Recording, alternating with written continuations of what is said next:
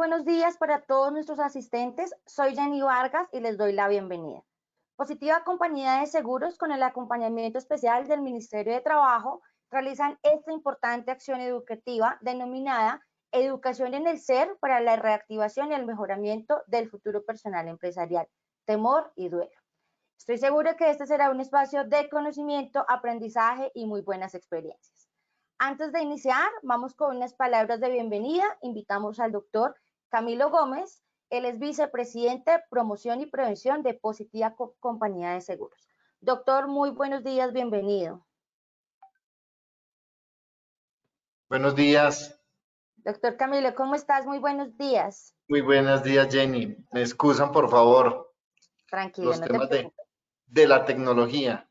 Pues no, Tranquilo. nuevamente complacido con abrir ya nuestra tercera sesión dirigida a todo este importante sector del país que fortalece el crecimiento económico. Nuevamente con la compañía del doctor Santiago Rojas, que ha sido, pues, sin dudarlo, un gran éxito para todo este proceso que hacemos en alianza con Fasecolda, con el Ministerio de Trabajo, y que también pues facilita la interacción con cada uno de nosotros. No tengo más palabras de agradecimiento para quienes nos han acompañado de manera permanente, para el trabajo que ha hecho el doctor Santiago Rojas acá con nosotros, para el Ministerio de Trabajo, para todo lo que tiene que ver con el abordaje de las MIPYMES.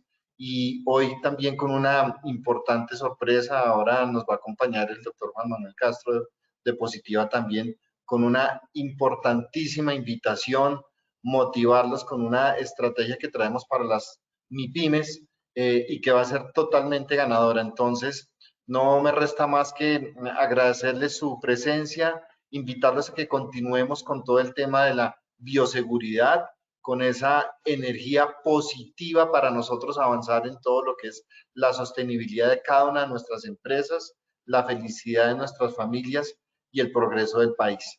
Muchas gracias a todos. Doctor Camilo, muchas gracias a usted por estas palabras de bienvenida.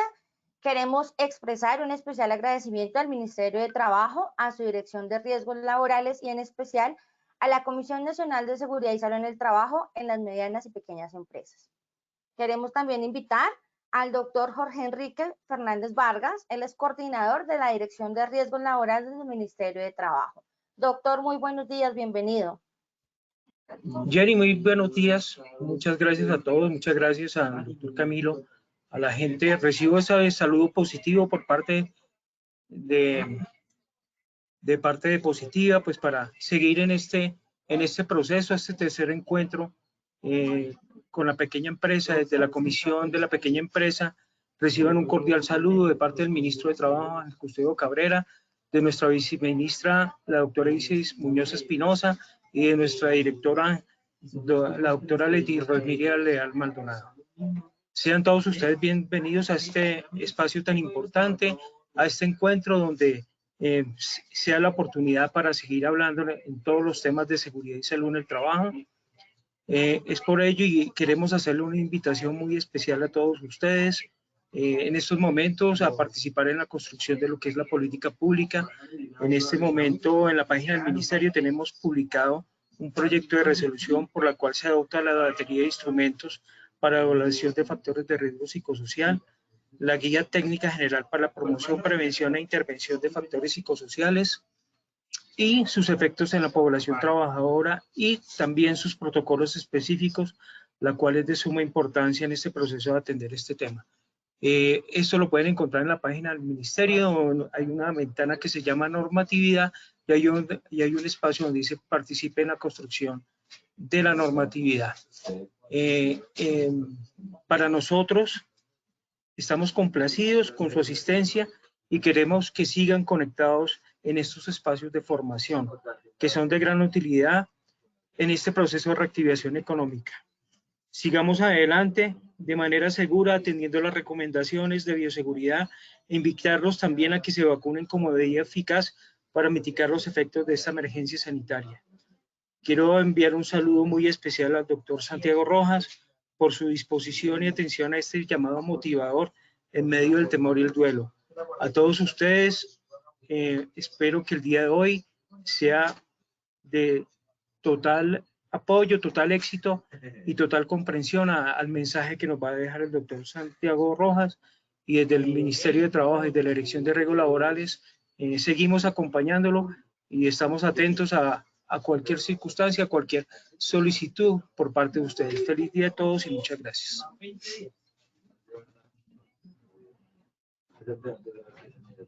Doctor Jorge, muchas gracias por estas palabras el día de hoy.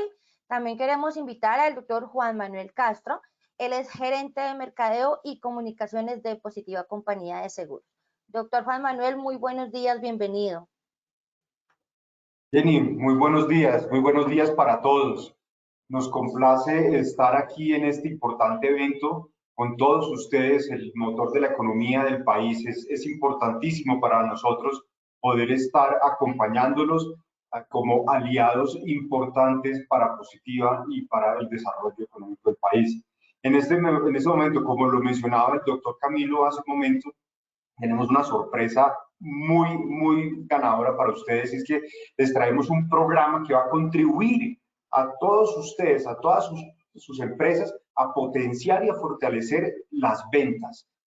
Esto nos permite presentarles a ustedes el programa de aceleramiento de Pymes Positiva 2021 en su primera edición.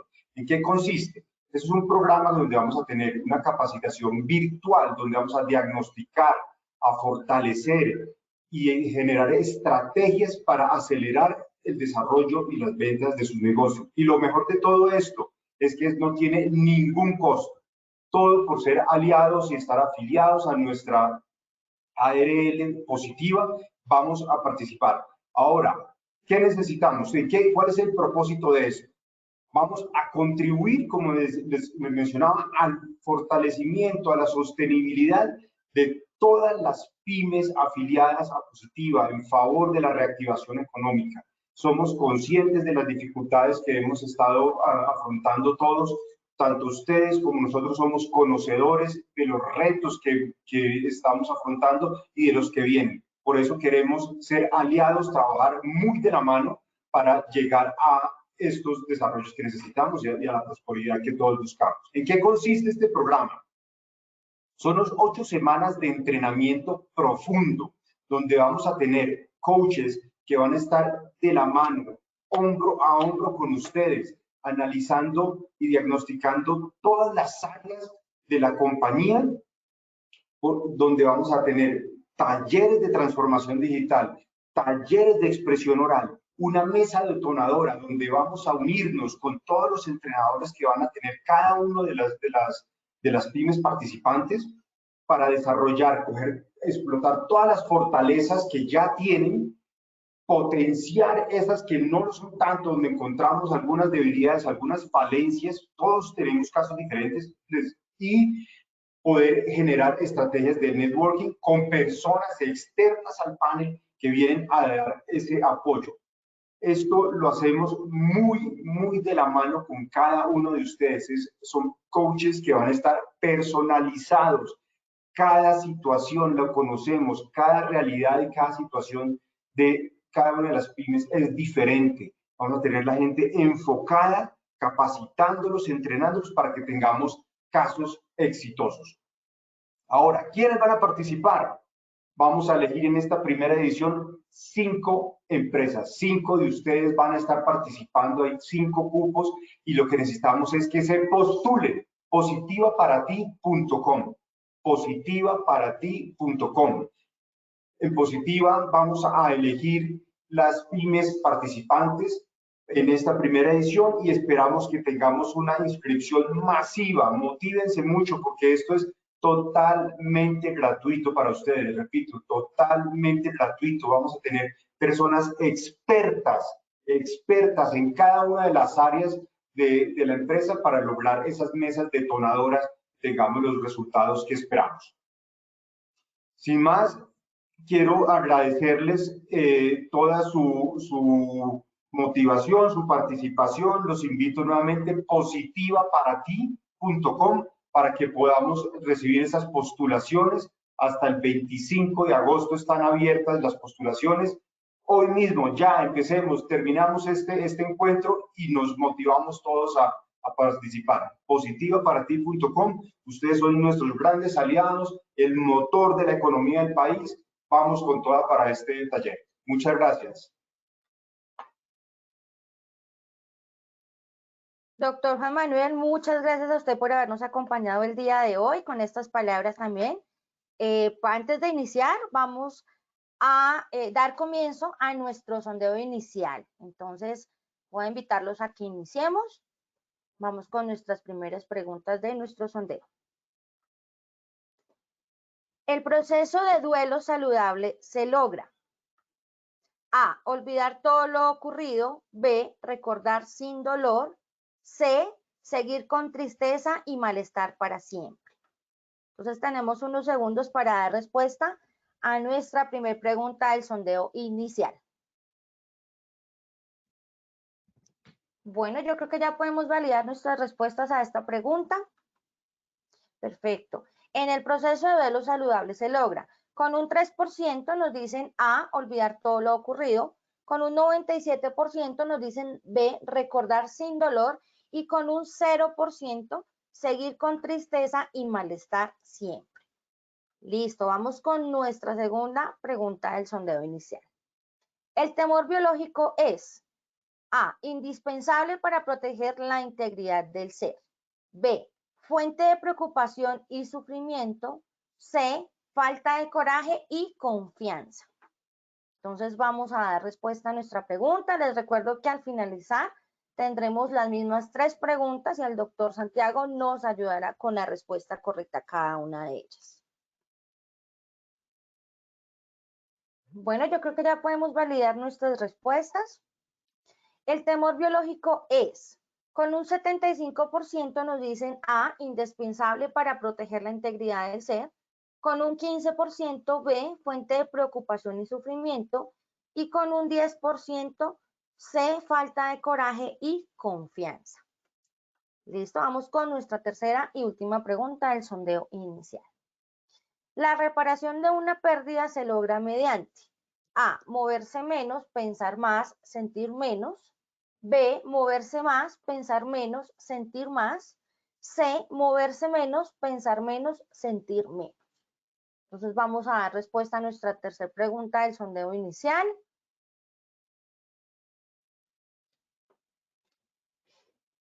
Bueno, yo creo que ya podemos validar nuestras respuestas a esta pregunta. La reparación de una pérdida se logra mediante, con un 8% nos dicen A, moverse menos, pensar más, sentir menos. Con un 85%, B, moverse más, pensar menos, sentir más. Y con un 7% nos dicen moverse menos, pensar menos, sentir menos. Entonces, este fue nuestro sondeo inicial. Quiero invitar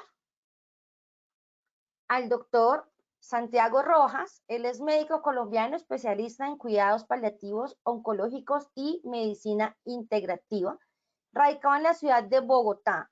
Ha estudiado además homeopatía, esencias florales en el grupo PHI en Francia y en la Escuela de Terapeutas Florales de Eduard Bach de Buenos Aires, Argentina. Director y presentador del programa radial Sanamente de difusión diaria del canal Caracol, del Radio Caracol, que versa sobre temas de salud integral, crecimiento personal y espiritualidad. Doctor Santiago, muy buenos días, bienvenido nuevamente el día de hoy.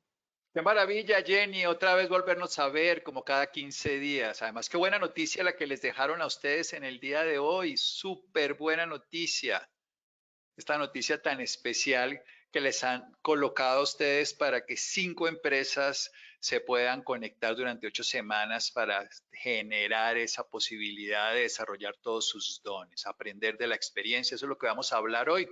Al doctor Camilo siempre con los buenos días y la gratitud que me da esta oportunidad. También saludo al doctor Jorge que nos saludó en esta nueva experiencia. Vamos a hablar de algo muy complejo y muy importante en esta época del año, de la historia de la humanidad. Siempre es importante, pero se ha incrementado por las razones obvias de las pérdidas frente al COVID, no solamente la pérdida de seres queridos por muerte, sino también, por supuesto, por otras condiciones de vida. Y todo está en nuestras manos. Yo quiero dejar esa frase como punto de entrada. Depende de nosotros cómo enfrentamos el temor, que vamos a hablar en un momento más adelante, y cómo enfrentamos el duelo. Hemos unido estos dos porque tienen mucho que ver. Porque el temor al sufrir, dicen, hay una frase que dice hace muchos años, Confucio decía, el que teme por sufrir, sufre por temer. O sea que el temor al sufrimiento genera ya sufrimiento en sí mismo. Y el duelo, que es una experiencia de transformación muy importante, tal vez la esencial para nuestra vida, no la estamos abordando de la manera más saludable en la mayoría de los casos. Todo está en nuestras manos. Así que vamos a hablar de acompañar el duelo. ¿Qué significa acompañar? Si ustedes pueden algún día conocer el origen de esta palabra y leerlo en una biblioteca, pueden meterse pues a cualquier página y encontrar el origen etimológico de la palabra, ustedes van a encontrar específicamente que acompañar significa aquel que comparte el pan. Y el pan es el símbolo de la vida, el pan de vida, el alimento nutriente de cualquiera de nosotros. Desde el punto de vista evolutivo, desde la historia de la humanidad, antiguamente las personas no podían proveerse del alimento y las personas cercanas que estaban ante alguien que estaba en duelo, en reparación ante una pérdida, eso es un duelo, una reparación ante una pérdida, le llevaban comida, le llevaban alimento. Hoy seguimos usando el mismo término, que acompañamos a alguien, le llamamos un alimento, pero este alimento no solamente es comida, aunque es importante que coman, sino fundamentalmente alimento de compañía, de presencia, de escucha, de apoyo, de solidaridad. Por eso vamos a hablar de esto. Y les quiero decir algo que es muy interesante. En la década de los 90, en Estados Unidos hicieron una investigación muy grande sobre hacer una elaboración de un duelo, o sea, reparar una pérdida. Elaborar un duelo es reparar una pérdida. Todos perdemos, siempre estamos perdiendo algo en la vida, no solamente cosas externas, sino procesos internos, pero siempre que estamos perdiendo podemos repararnos y renovarnos, esa es la clave. Pues hicieron una investigación, le llamaron los 100-100. 100 personas que tenían 100 años con salud plena. Esto es interesante porque en Colombia hay cerca de 4.000 personas, según el último censo, de 100 años, pero solamente el 10% tienen buena salud. Entonces, encontrar 100 personas de 100 años con buena salud no es fácil. Hicieron una historia de vida de un día y medio completo y les encontraron que estas personas tenían solo una cosa en común, una sola cosa de todo lo que les investigaron. Y era que habían elaborado sus pérdidas, que habían hecho duelo de cada una de sus pérdidas. Oigan esto, le habían hecho a la vida la oportunidad de otra vez repararse y renovarse después de haber perdido. Así que vamos a utilizar eso como punto de referencia. También tenían unas cosas en menor condición. Eran sus propios jefes y almorzaban en su casa, pero eso no alcanzaba a ser ni la mitad. El resto, el 100%, sí lo tenían, eso sí, habían elaborado sus pérdidas. Y esto es importante, ¿por qué? Porque darnos tiempo y permiso de elaborar una pérdida es renovarnos, es repararnos, es volver a empezar. Así que vamos a hablar de esto en medio de una pandemia. Y ustedes les quiero mostrar, ahí la pandemia tiene las 4 fases, esta ola la llamamos internacionalmente, esta misma ola de la enfermedad se vuelve y se reproduce varias veces, la ola de las enfermedades agudas que se agravan, las crónicas que no se tratan, pero esta ola tiene que ver con el trauma psicológico, mental, económico, todo esto son pérdidas. Pérdidas de un estatus, pérdidas de una forma de ver la vida, pérdida de la manera en que vivimos y pérdidas, por supuesto, de seres amados. Así que es muy importante, no sé qué toca hacer aquí cuando nos ponen, salió una fotografía. Lo más importante es esto, que nos adaptemos. ¿Qué significa adaptarse? Vamos a meternos más adelante, hablaré, recuerden que estos son charlas que están siendo concatenadas para seguir un avance. Hemos hablado de felicidad, hemos hablado de gratitud y de compasión, ahora estamos hablando de pérdida y de temor, hablaremos luego de sueño, de estrés, en fin. Adaptabilidad es un proceso muy importante evolutivo. Siempre vamos a hablar de la medicina evolutiva porque nosotros somos seres que seguimos evolucionando como sociedad, como en este caso de manera positiva, pero como planeta en sí mismo. Así que si nosotros vemos el tema de Spencer, de Darwin, de la evolución, nos damos cuenta que la clave de la supervivencia de una especie no es el más fuerte. En un duelo no hay que ser fuerte, no hay que ser macho, no hay que aguantarse, no. Hay que adaptarse. Y si estoy triste, me adapto a la tristeza. Si estoy bravo, también. Y esto es lo que logra que nosotros salgamos fortalecidos de un duelo. Pero cuando yo me voy a adaptar a algo, tengo una historia. Y esa historia depende de mi propia experiencia. Y es muy importante en la consulta de duelo que yo hago, me gusta preguntarle a las personas cómo vivieron sus pérdidas anteriores. Esta mañana trabajando con una paciente con una pérdida de su pareja, estaba demostrando de no haber resuelto otras pérdidas pasadas y obviamente la de hoy se suma. En lugar de haber sido un aprendizaje, estamos perdiendo. Por eso en Oriente nos enseñan cosas muy valiosas y nos dicen, si pierdes, no pierdas el aprendizaje. Estar dispuestos a aprender va a ser siempre la clave de esta experiencia. ¿Qué puedo aprender de una pérdida? La gente dice, no puedo aprender nada, estoy deshecho. No, si estoy dispuesto a aprender, voy a salir fortalecido. Entonces, partimos de experiencias previas. Hay una persona que decía internacionalmente, un autor reconocido en los duelos, que decía que los duelos eran como los impuestos. Si yo no los pago, los voy acumulando. Y cada vez que tengo un nuevo impuesto, se suman los anteriores. Dolorosa y comparación muy antipática, pero en la práctica funciona así. Si nosotros no elaboramos los duelos previos, pues lo estamos acumulando y entonces la experiencia anterior va a ser o una, en este caso, una incapacidad, y si aprendemos, pues es una capacidad, así es de simple. También depende de la cultura. Es muy diferente en unas culturas orientales, como se vive la pérdida, depende de nuestras creencias, cómo vemos la vida. Voy a utilizar esa palabra ahora como punto de referencia y cuando llega el temor vamos a utilizarla de nuevo, así que la dejo ahí simplemente nombrada.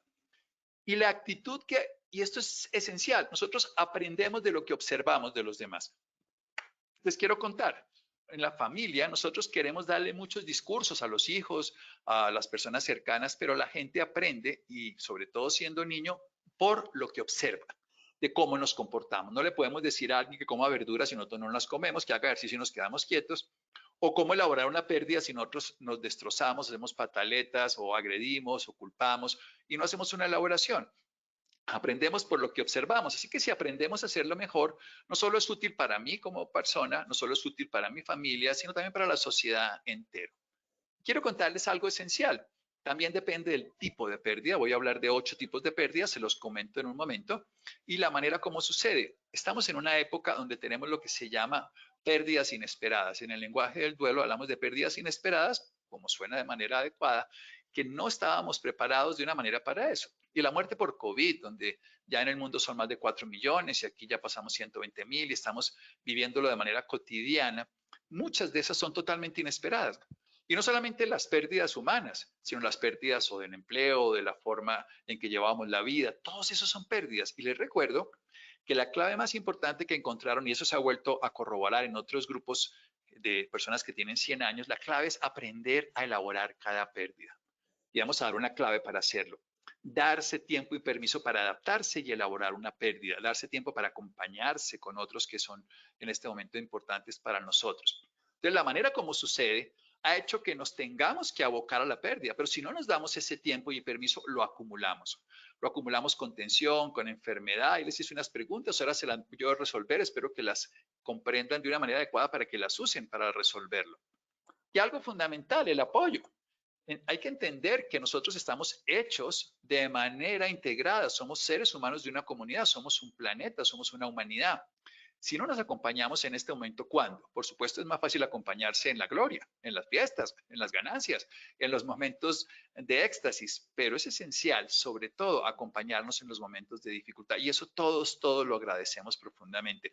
Hemos hablado del temor, en muy poquito la primera vez, hemos hablado mucho de la felicidad, hemos hablado mucho de la gratitud y ojalá ustedes vayan y sigan con Positiva para que sigan accediendo a esta formación. Pero recuerden, una de las cosas que más nos sirve y que agradecemos más en la vida es recibir ese amor que nos puede dar alguien que está en una condición de bienestar y nosotros no la tenemos. Pero lo que siempre toca una pérdida es el sentido de vida. Cuando uno se le muere un familiar, cuando uno se le pierde algo, se le roban un carro, uno dice, tiene sentido, vale la pena, yo para qué me metí en esto, quiero seguir viviendo, no quiero seguir viviendo. Bueno, todas estas cosas que todo el tiempo nosotros hacemos de manera cotidiana frente a la vida se desdibujan cuando estamos en una pérdida importante y se nos afecta el sentido de la vida. Así que muy importante entender que un duelo nos pone en entredicho el sentido de vida, pero también es una gran oportunidad. Aquí quiero empezar con algo esencial. Cuando nosotros hacemos un duelo, tenemos 2 opciones. O sea, un duelo, elaboramos una pérdida. O quedamos inhibidos toda la vida o salimos fortalecidos. Y esto es muy importante. Y lo que vamos a hacer no es olvidar, sino recordar sin dolor. Vamos a recordar de una manera distinta. Olvidar no es bueno en un duelo, porque nos volvería a pasar lo mismo toda la vida. Si no te nos pasa algo y no aprendemos, no. Hacer un duelo es aprender y recordar sin dolor. Hacer un duelo es saber que nada será igual, o sea, no puede ser como era antes, sin embargo, podemos estar bien. Entonces, vamos a hacer un duelo. Pero hablamos de qué es lo que perdemos. Nos perdemos 8 tipos de cosas en la vida.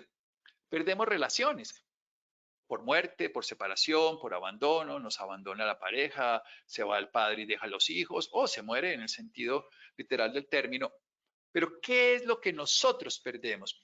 Y esto es muy importante porque si nosotros sabemos qué es lo que perdemos, es lo que vamos a recuperar. Vamos a recuperar lo que perdemos. Siempre pensamos que perdemos al otro y es porque le damos el valor al otro de que nos haga sentir de una manera. Le damos el valor y una madre, por ejemplo, tiene un hijo y le da el valor a ese hijo de que sea la clave y nosotros lo llamamos la llave de su felicidad. Entonces, cuando ese hijo se va, ya sea porque se va de la casa, porque se va del país o porque se muere, este punto de referencia del amor lo que hace es que la persona llegue a un sufrimiento porque le ha dado el valor al otro de que le dé bienestar. Por eso lo que ha de buscar esa persona está en rojo, se llama sostenerse. Veámoslo de una manera. Cuando tengamos una relación con cualquier ser humano o con cualquier condición de la vida, porque puede ser también con el trabajo, hasta con cualquier otra cosa, incluso puede ser con la comida o la bebida, tenemos 4 niveles de relación. Una relación es acompañarse. ¿Se acuerda que estamos hablando de acompañarnos para este momento? Cuando uno se acompaña, está al lado del otro, pero puede avanzar un poquito y puede apoyarse. Uno se apoya en esa persona. Pero vienen 2 niveles donde pueden llegar a ser mucho más complejos estos vínculos. Se llama sostén. Yo me sostengo del otro. La vida nos permite sostenernos de nuestra madre 9 meses en el vientre y de nuestros padres durante un par de años mientras nos sostenemos solos. Mientras no caminamos, no podemos llevar a nuestro alimento, pero después del tiempo hay que aprender a sostenerse solo. Cuando nos sostenemos en otro, esa pérdida nos genera una pérdida de sostén. Es como si perdiéramos una pierna, un brazo, algo que nos permite sostenernos en la vida. Un apoyo emocional, moral, afectivo, a veces hasta económico. Entonces, lo que vamos a buscar es volver a sostenernos tal cual nos permitía ese sostén transitorio externo. Y hay un nivel que ya es lo que llamamos patológico, que es aferrarse. Sin él o sin ella no puedo vivir. Le he dado el valor de aire, oxígeno a alguien externo. Y ahí es donde entramos en un proceso de complejidad. O sea, las relaciones tienen niveles de acompañamiento, esos son los vínculos, relaciones que hacemos cotidianamente, de apoyo, que eso es ideal, nos apoyemos transitoriamente, sostén muy transitorio, ojalá menos, y nunca aferramiento. Eso es lo que vamos a trabajar, cómo volver a sostenernos. Ahora, ¿qué podemos perder? El ambiente. En Colombia, después de más de 5 millones de desplazados a través de la violencia de tantos años, saber que perdemos el ambiente nos genera una sensación muy extraña, pero no solamente hablo de ese ambiente en cuanto a un desplazamiento de una ciudad a otra, sino, por ejemplo, tenemos un adulto mayor que vive en su casa y lo llevamos a la ciudad. Perdió ese espacio vital donde vivía y a veces simplemente cambiarle la habitación y botarle todos los cuadros y todas las cosas que tenía viejas porque no sirven, le cambiamos su ambiente donde se sentía seguro. El ambiente de seguridad más importante para un ser humano es obviamente el útero materno y todo el tiempo estamos buscando recrear eso, aunque no nos demos cuenta de manera inconsciente de dónde estamos, en las habitaciones, en los lugares. ¿Y por qué? Porque nos sentimos cuidados. También el ambiente laboral. Nos ha pasado en esta época de pandemia que el ambiente laboral ha cambiado. Se volvió nuestra cama, nuestra habitación, nuestro cuarto, nuestra casa, otro ambiente distinto. El ambiente donde salíamos a disfrutar también. Cada vez que cambiemos el ambiente, lo que tenemos que recuperar es encontrar un lugar de cuidado. Y a mí me gusta siempre usar el lugar de autocuidado, que es uno mismo. Es como quien dice volverse un caracol, en el buen sentido del término, o volverse una tortuga, de llevar la casa a cuestas, pero es llevar las condiciones de autocuidado para que siempre me sienta bien en cualquier lugar. Como debo buscar volver a sostenerme, aprender a hacerme cargo de mí mismo, que esto es fundamental, eso es lo que le muestran un duelo le dice a uno, ya no estás con esa persona, ya no estás con esta condición, aprende a hacerte cargo de ti mismo, sostente por tus propios medios. Y en la otra, aprende a tener el autocuidado. ¿Qué pasa si pierdo una habilidad o una destreza? Con el paso de los años todos perdemos algunas destrezas, no nos subimos igual a un árbol, no montamos igual en bicicleta, no hacemos muchas cosas, pero supongamos que por una enfermedad se pierde, se amputa un brazo, una pierna, o pasan cosas más complejas, neurológicas, y perdemos la circulación en una zona del cerebro y no podemos volver a hablar o volver a comunicarnos. Cuando uno trabaja con alguien que está en esta condición, el punto es la creencia y la capacidad. Ustedes deben haber visto a muchas personas que están amputadas de los brazos, que escriben, dibujan, pintan, hasta manejan con los pies. Lo que tenemos que hacer es quitar una creencia. Y una creencia, vamos a volver a usar ese término, es un pensamiento que posee a la mente. O sea que estamos poseídos por esa idea concreta que hemos creado. Entonces yo he de cambiar mi creencia y con eso cambio mis capacidades. Pero aquí hay algo que es muy importante. No es compararse con los demás. Uno de los grandes retos que tiene el ser humano es aprender a hacerlo mejor en cada momento de su vida. No mejor que los demás, sino mejor para lo que él puede hacer. Un águila debe aprender a volar muy bien, pero su habilidad nunca va a estar determinada en el agua para nadar. Intentar nadar para el águila va a ser siempre una incapacidad. O intentar, por supuesto, por el otro lado, al pez volar. Podrá saltar un ratito, pero no podrá volar. Entonces, nuestras creencias y capacidades las podemos modular de acuerdo a las condiciones reales y esto va en la autoestima. La gran mayoría de personas con alguna pérdida en habilidad o en destreza, cuando transforman su creencia, desarrollan nuevas capacidades.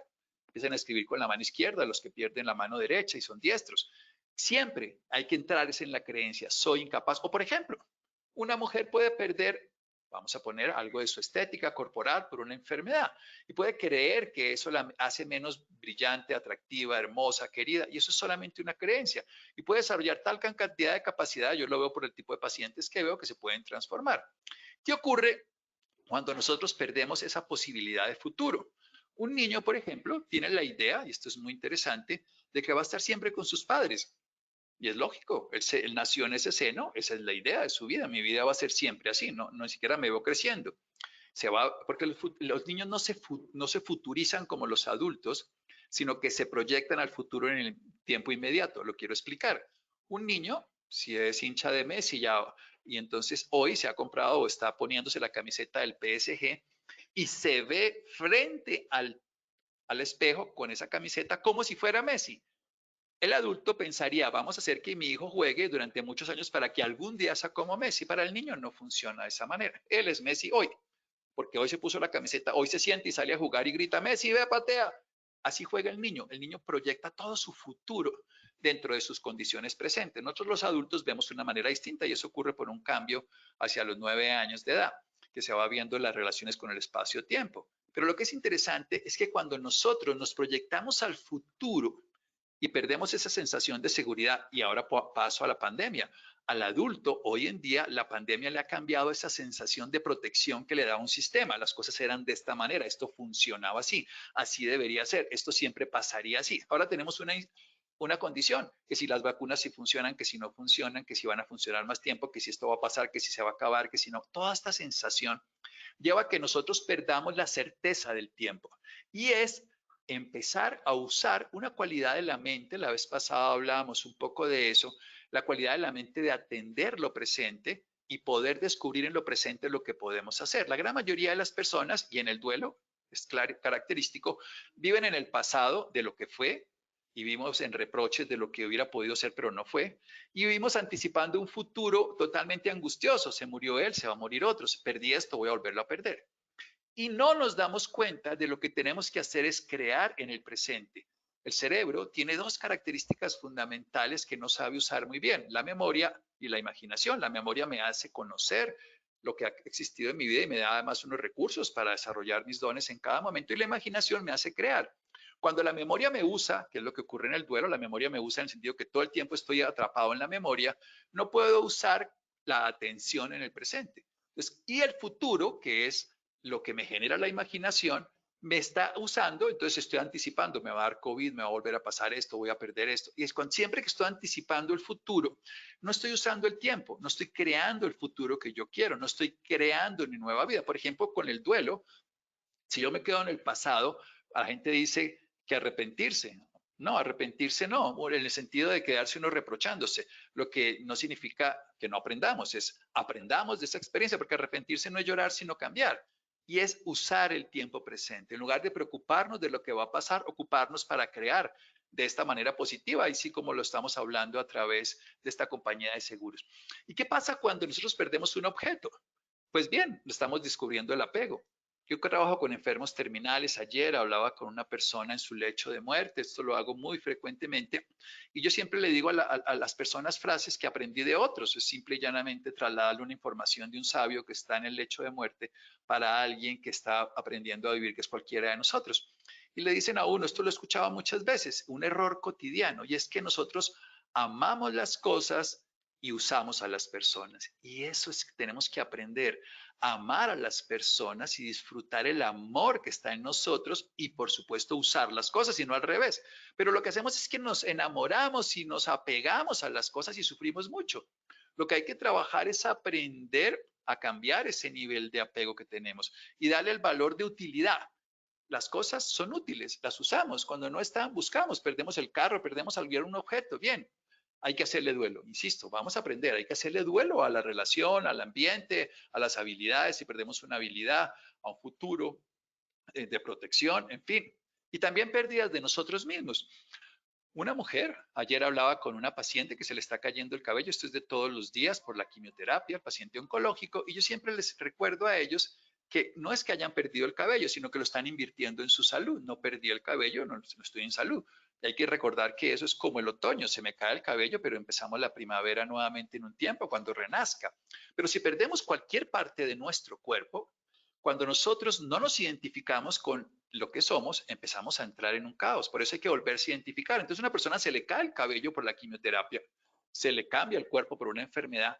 Cuando se mire al espejo, debe mirarse de manera amorosa y compasiva, debe retornar a una identidad. Este soy yo, esta es mi nueva realidad. No como era antes, insisto, en un duelo quedamos atrapados. Esto es bien interesante y juntamos los términos porque en un duelo estamos atrapados por el pasado y en un temor estamos atrapados por el futuro.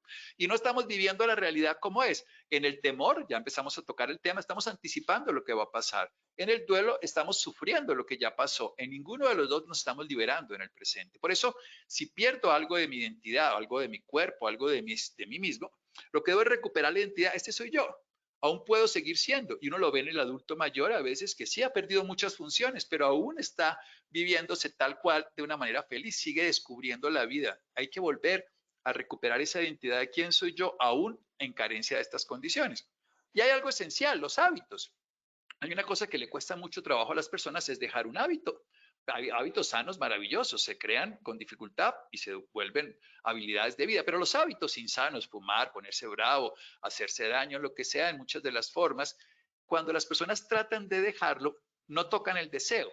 Y lo que hacen es que intentan reprimirlo. Y la historia natural es que si yo intento reprimir el deseo, pues lo único que hago es fortalecerlo. Si yo no quiero pensar en un objeto, en eso voy a pensar. Si no quiero pensar en una persona, eso voy a pensar. Si no quiero beber, lo que voy a hacer es tener más ganas. Si no quiero comer, esto funciona igual. Lo que tenemos que hacer es ir al deseo, como ir al sostén para sostenerme a mí mismo, como ir al cuidado y llevarlo a todos lados de mí mismo, como cambiar mis creencias sobre las capacidades, como aprovechar el tiempo presente, como retirar los apegos a las cosas, como recuperar la identidad propia. En el deseo, lo que hay que ir es al deseo y usarlo en otra dirección. Usarla constructivamente, porque esa fuerza no se puede inhibir, es la fuerza de la vida. Inhibir el deseo es imposible, es la fuerza que nos hace estar vivos. Para poner un ejemplo, ustedes compran un tiquete y se van a ir a Europa. Resulta que no pueden ir ahorita a España porque está cerrado. Entonces van a la agencia de viajes y dicen, deme ese dinero, lo recupera y lo voy a invertir en otro proyecto. Así es como tenemos que hacer. Es sentir el deseo, por ejemplo, de fumar y usarla de otra manera. Sentir cada vez, cuando yo puedo sentir el deseo, no rechazando, esto es muy importante, el no poderlo disfrutar, vuelvo y lo uso, pero de otra manera. Ya no lo uso en el cigarrillo, en el alcohol, en las drogas, en la pelea, sino lo uso en otra dirección. Pero tengo que ir a sentirlo, sentir ese deseo de fumar, no tratar de no sentirlo, hacer lo que llama todo el mundo distraerlo, negarlo, reprimirlo. Nada de eso funciona a largo plazo. A corto plazo sí, pero a largo plazo no funciona.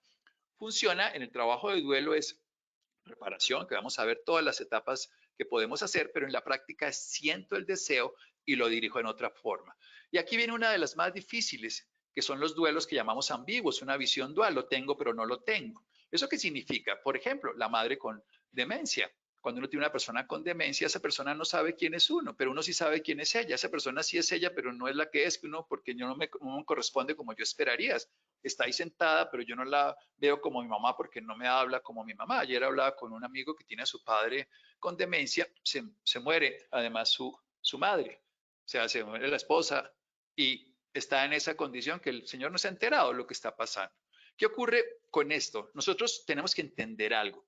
Un paciente con demencia no sabe lo que le decimos, no nos entiende, no sabe lo que hacemos por él, pero sí sabe lo que le hacemos sentir.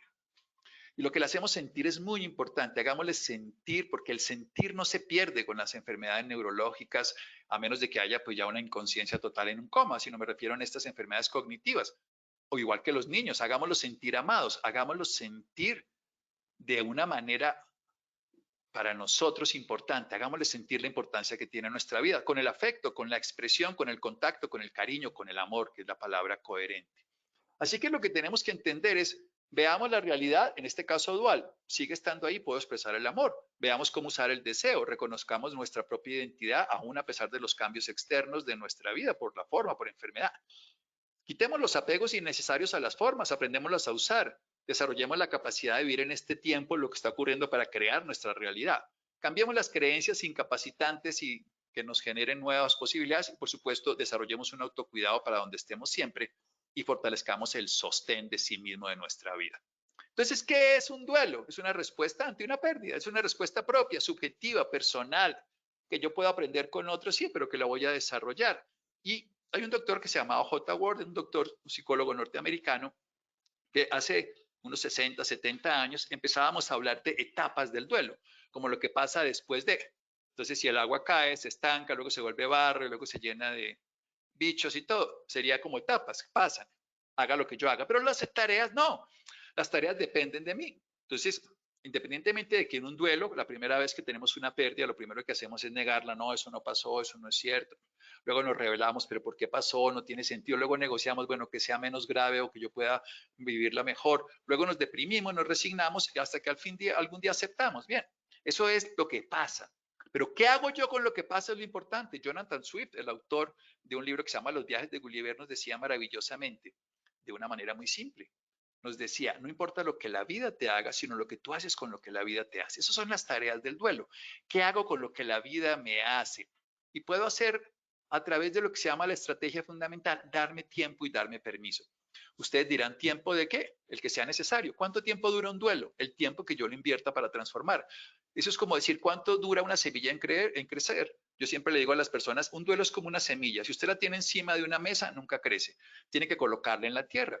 Y esa semilla primero va a crecer hacia la tierra y va a ser una búsqueda permanente de la vida que está en el agua profunda, pero eso va a encontrarse con tierra más compacta, con piedras, con dificultad. Esa dificultad que ingresa, esa condición adversa, esa forma que está buscando permanentemente eso que nosotros necesitamos, en este caso que es la fuente de la vida, que es lo que perdemos, el sentido de la vida en el duelo, requiere tiempo. Y en la semilla, si ustedes ven una semilla, requiere tiempo para afianzarse a la tierra. Y eso es lo que nosotros sentimos en un duelo, que primero es más oscuro, más difícil, los días pasan. Pero en algún momento sacamos un tronco, sacamos un tallo, tronco y la raíz crece hacia abajo y el tronco hacia arriba. Entonces en algún momento nos sentimos muy bien. Por eso en un duelo es tan oscilante. Estoy feliz, todo amaneció bien y de pronto me vuelvo a acordar y otra vez me deprimo. Y lo que ocurre no es que esté mal, es que estoy volviendo a construir una base más sólida, una raíz más profunda dentro de mí mismo. Se llama darse tiempo. ¿Y darse permiso de qué? De sentirse mal, de sentirse triste. A la gente no le gusta sentirse mal, pero resulta que ese permitirse sentirse con todas las emociones del duelo es lo que la sana. Porque el duelo no es una respuesta verbal lógica. Cuando perdemos, no perdemos algo que está en el lenguaje humano. El lenguaje humano es el 8% de la comunicación, dicen muchos investigadores. Quiere decir que si yo verbalizo lo que me pasa, yo traduzco en lenguaje y en palabras lo que me ocurre desde la lógica y la razón. Yo lo veo permanentemente en personas muy académicas, matemáticos, lógicos, racionales, que el duelo lo viven fatal. ¿Por qué? Porque tratan de estructurarlo entre la lógica y la razón y no pueden entender por qué están tan destrozados si perdieron a su perrito o se les murió a alguien y no lo pueden entender o perdieron un proyecto y se destrozan. Y es porque desde la lógica y la razón solamente manejamos el 8%, el intelecto solamente es la parte superior de la mente, pero toda esa mente es como, algunos hablan de que ese consciente es como donde están los barquitos, pero todo ese inconsciente es el océano. Y ahí es donde hay que darse permiso, permiso de conocerse, permiso de sentir, permiso de experimentar dolor, rabia, tristeza y poderlas transformar. Ahí les puse como un jeroglífico de menos, más, menos. Ahorita vamos a hablar de eso porque eso es esencial. Una práctica muy antigua, muy simple y muy poderosa. Pero entonces, ¿cuáles son las tareas del duelo? ¿Qué es lo que yo tendría que hacer? Bien, aceptar que se perdió, no fue gol de Yepes. Cuando uno puede decir eso, pero decirlo de verdad, le va a costar trabajo decirlo, pero poder aceptar que algo no fue, aunque me hubiera gustado, aceptar que ya no es mi pareja, aceptar que ya no tengo este órgano, aceptar que murió, cuesta trabajo, pero es esencial. ¿Qué hace un alcohólico para salir del hábito de la adicción? Aceptar que está dominado por el alcohol. Aceptar que eso es cierto no significa resignarse para nada. Resignarse es inhibirse. Aceptar es, este es el hecho. ¿Qué voy a hacer con esto? Por eso dice, arrepentirse no es llorar, es cambiar. Eso que ocurrió es lo que ocurrió. Y si eso que ocurrió, ocurrió, ¿qué hago con eso que ocurrió? ¿Qué hago con ese dolor que siento? ¿Qué hago con esa incertidumbre, esa desesperación, esa rabia?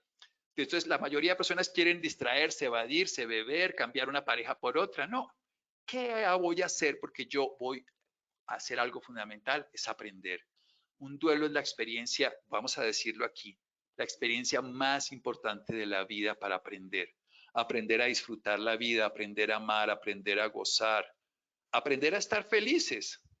Y así nosotros lo que hacemos es que cuando estamos viviendo esta experiencia de el duelo, ustedes dirán, ¿estar felices en un duelo? Sí, se puede desde la gratitud, se puede desde el amor, vamos a seguir viendo que sí es posible. Pero aceptar la pérdida es esencial, pero para aceptarla he de expresar lo que siento. O sea, yo no puedo aceptar algo sin liberar todo eso que está dentro. Recuerden, lo verbal es muy poquito, o sea que debo expresarlo de manera auténtica, ahí es donde viene el arte, la escritura. A mí me encanta invitar a todas las personas en duelo que hagan un diario lo que sienten, lo que hagan arte. Ustedes ven muchas culturas y hasta se volvieron los negros del ataúd famoso porque bailan y todo. Eso que nos parece desde un punto de vista horroroso, en otros sentidos tiene un valor muy importante. Hacer rituales simbólicos, por eso hacemos estatuas, pero también hacemos rituales, hacemos canciones, hacemos poesía. Sacar eso desde otro lugar que no sea el lenguaje verbal lógico y analítico desde el intelecto, sino desde lo afectivo. Por supuesto, llorar. Con lágrimas se lavan las ventanas del corazón y se reconoce el amor que anida en el interior. Liberamos la tensión con el llanto. Es muy importante la experiencia que se ha documentado en los padres que pierden un hijo, que cuando la madre llora y el padre reprime, al cabo de 3 semanas hay 5 veces más eventos cardiovasculares en el padre que reprime que en la madre que llora.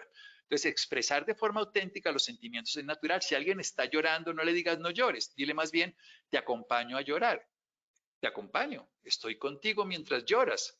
Voy a ser tu hombro, voy a ser tu oído, voy a escuchar lo que tú quieras poner y voy a poderte contener cuando te estés cayendo, porque lo que hacemos en un duelo es contacto, comprensión y contención. Nos contactamos con ese otro, comprendemos su dolor y lo contenemos.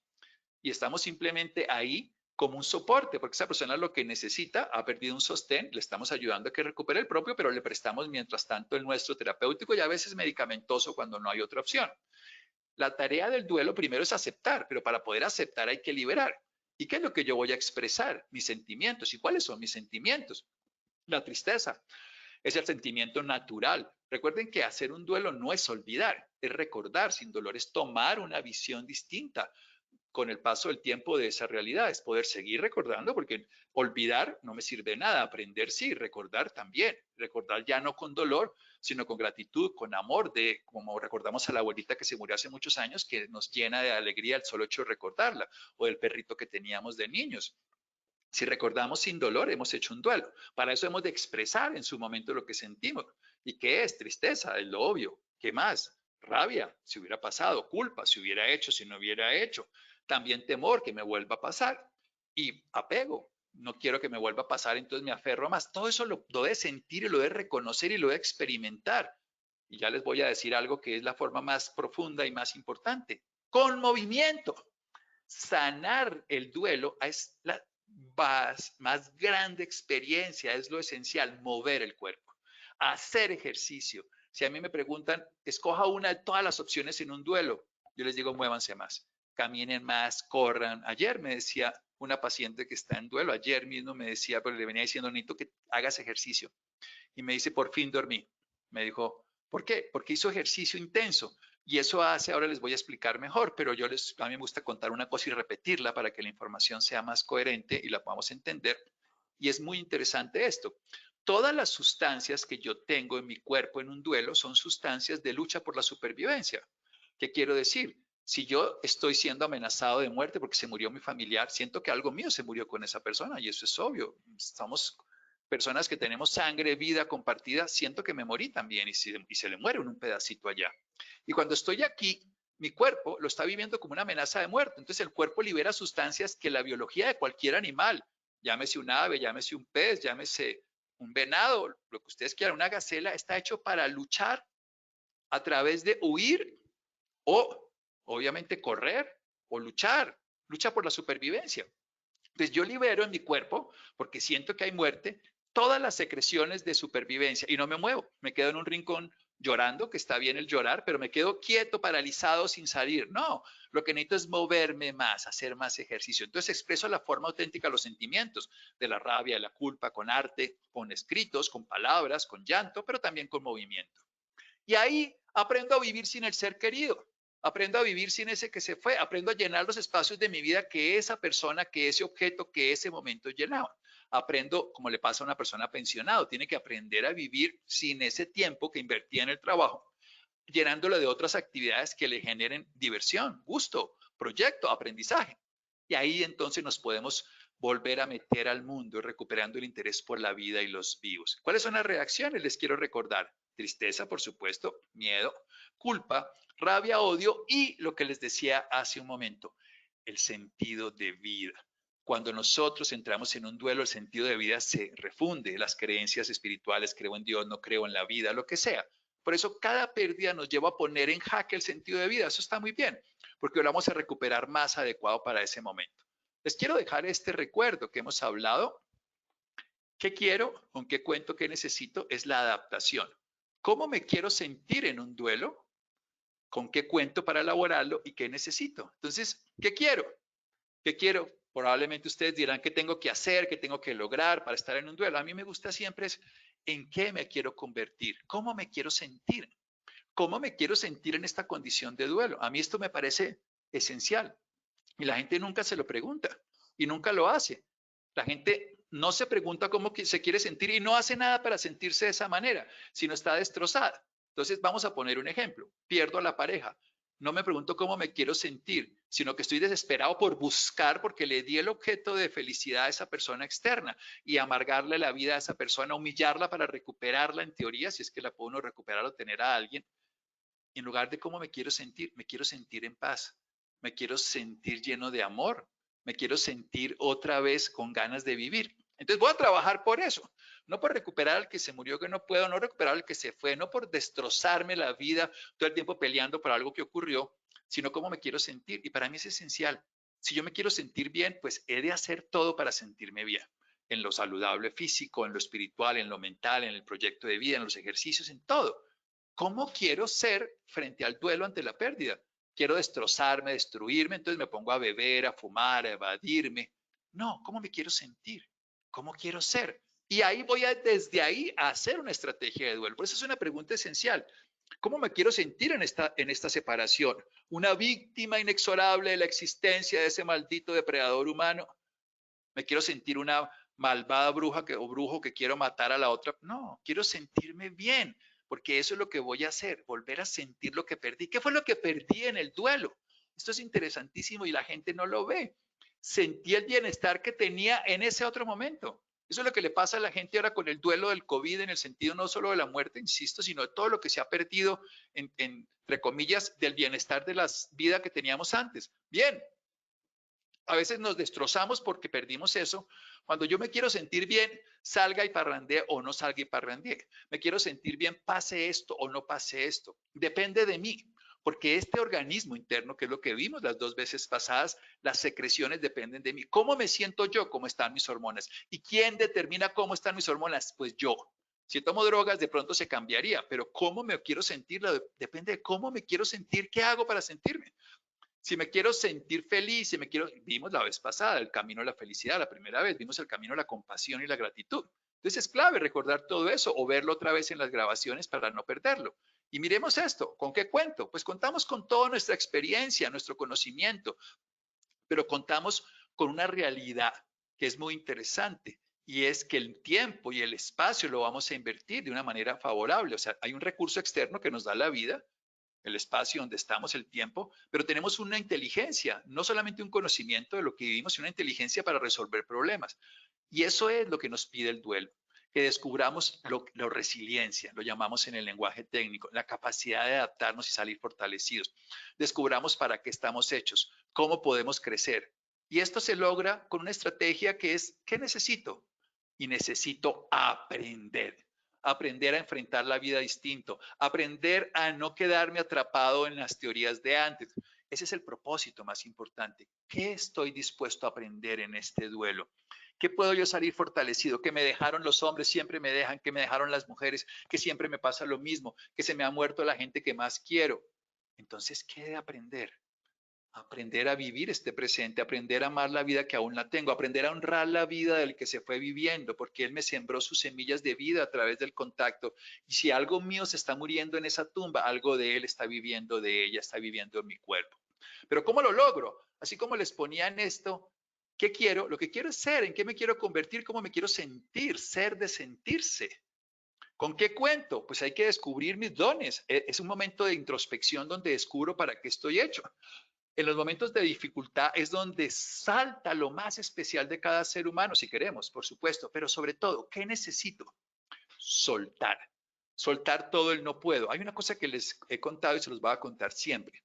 Siempre que yo digo no puedo, ahora se los voy a volver a decir después, inmediatamente mi cerebro lo codifica como no quiero. Entonces, si no quiero, y yo que quiero, no quiero, pues no puedo. Y se vuelve un círculo de incapacidad. Hay una cosa que a mí me encanta cuando un paciente dice, no sé, sin embargo quiero aprender. Y es lo que hace un niño. Un niño y un adulto sabio hacen lo mismo. No saben cómo hacerlo, pero se disponen a aprender. No sé cómo elaborarlo. No sé cómo montar en bicicleta, pero estoy dispuesto a montarme y caerme 10 veces. No sé cómo hablar, pero estoy dispuesto a equivocarme muchas veces en el lenguaje hasta que lo logre. No sé cómo caminar, pero me voy a dar los tumbos y me levanto al año para caminar y me agarro de las paredes primero y luego hasta que aprendo a caminar solito. Así es la vida. Soltarlos no puedo. Soltar el pobrecito yo. Soltar el por qué me toca a mí. Soltar a nadie le pasa. Esto no es cierto. Nos pasa a todos, sufrimos todos.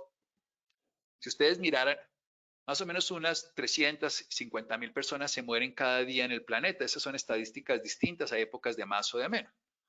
O sea que ustedes podrían estar ahí o sus familiares cada día. Y nosotros siempre estamos cuando nos toca en que somos los únicos. No es cierto. Duele mucho. Todos hemos perdido en la pandemia. Yo he perdido personas muy cercanas desde el punto de vista real.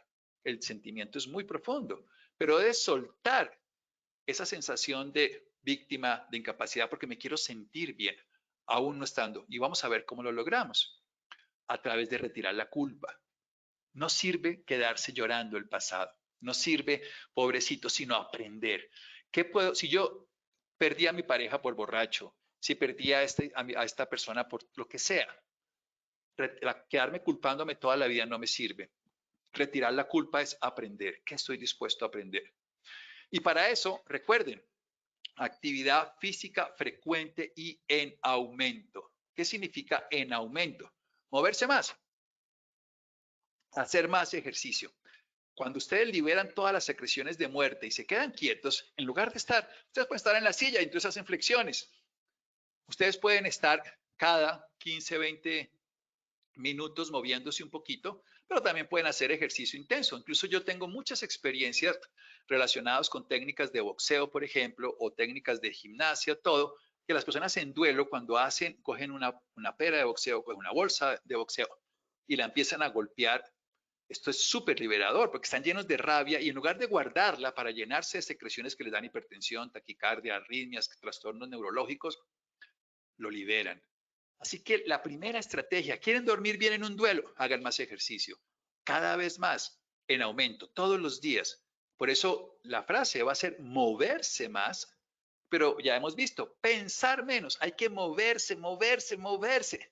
Todos los días un poquito más. Eso va, además, cuando ustedes se mueven mucho, neurológicamente liberan sustancias, lo vimos la vez pasada para la felicidad, que cuando me muevo más, genero la capacidad de usar los neurotransmisores de la felicidad porque yo me siento de acuerdo cómo están mis hormonas.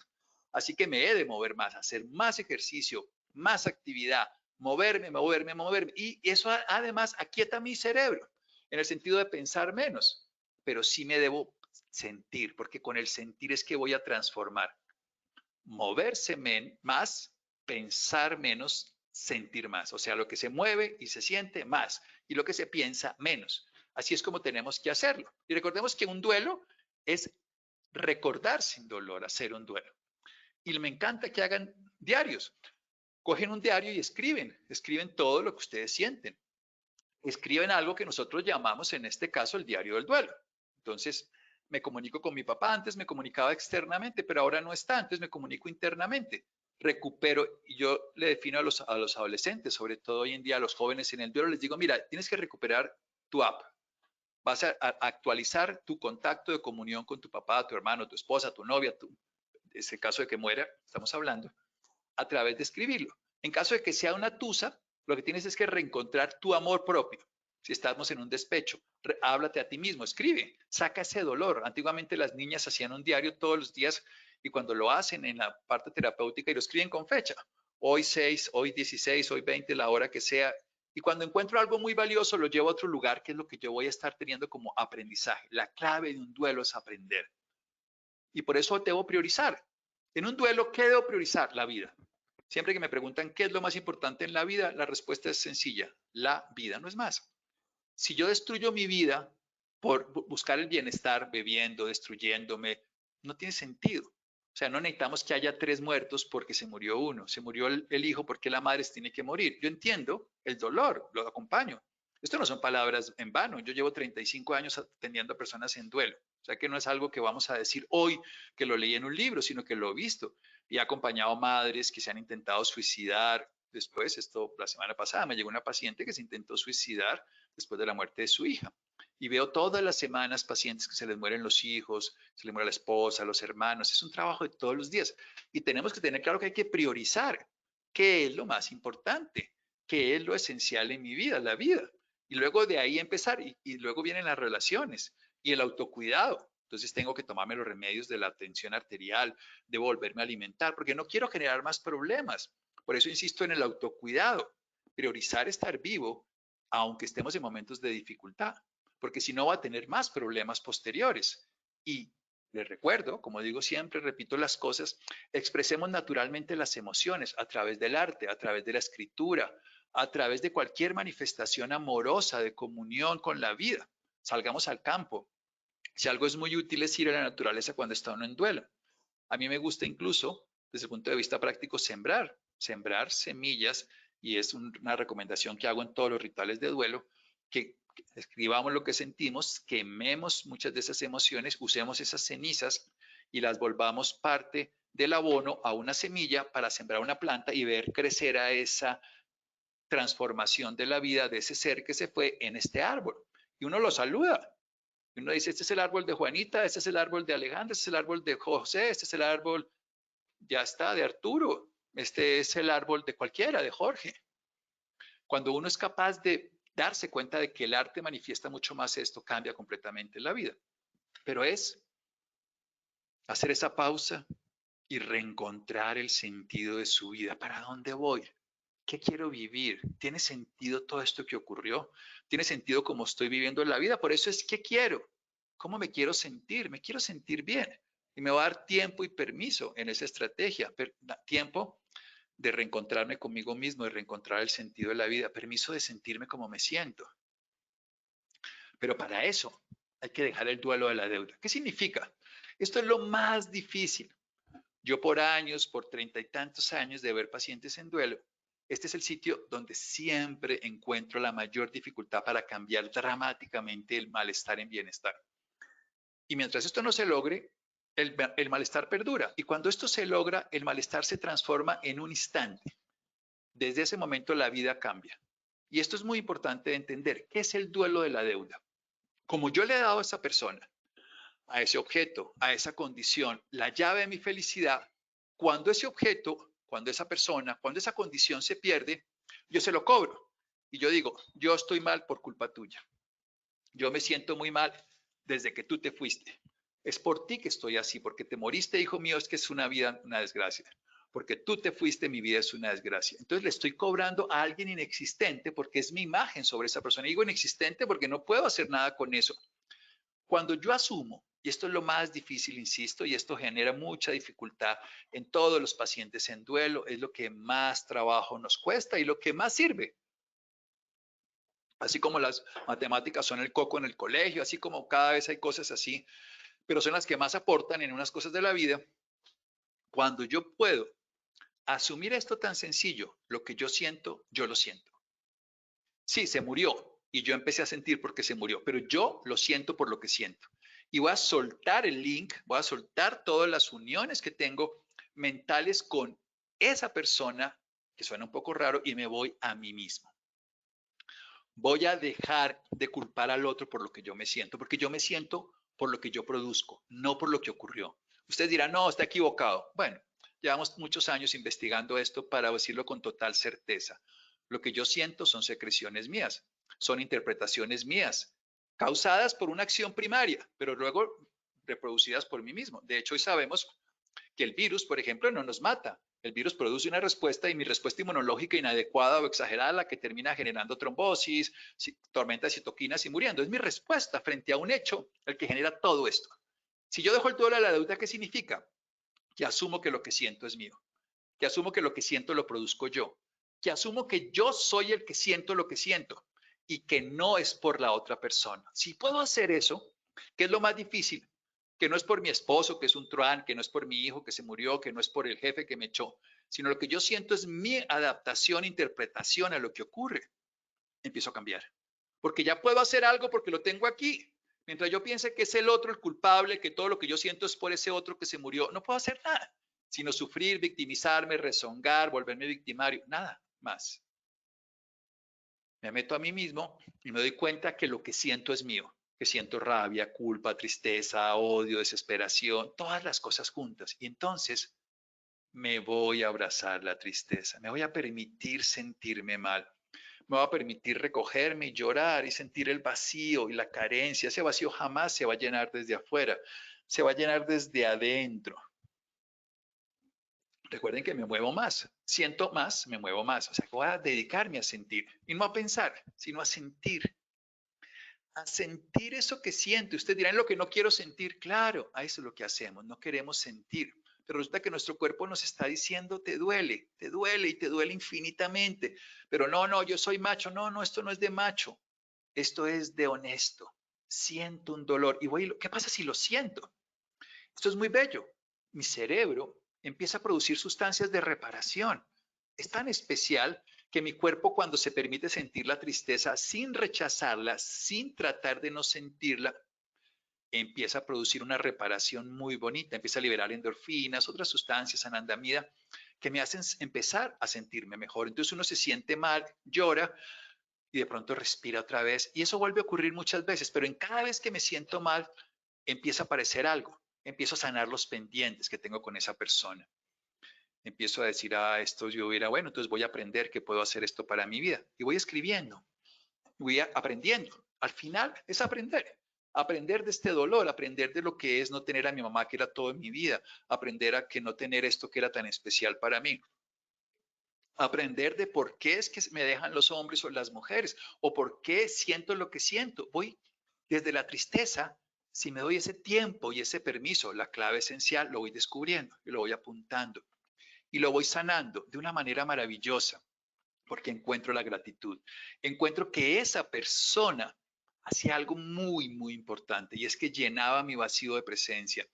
Ese amor que me prodigaba en ese momento, esa presencia, compañía, consuelo, soporte, me lo daba. Y yo puedo empezar a rescatar la gratitud. Cuando uno rescata la gratitud, es interesante.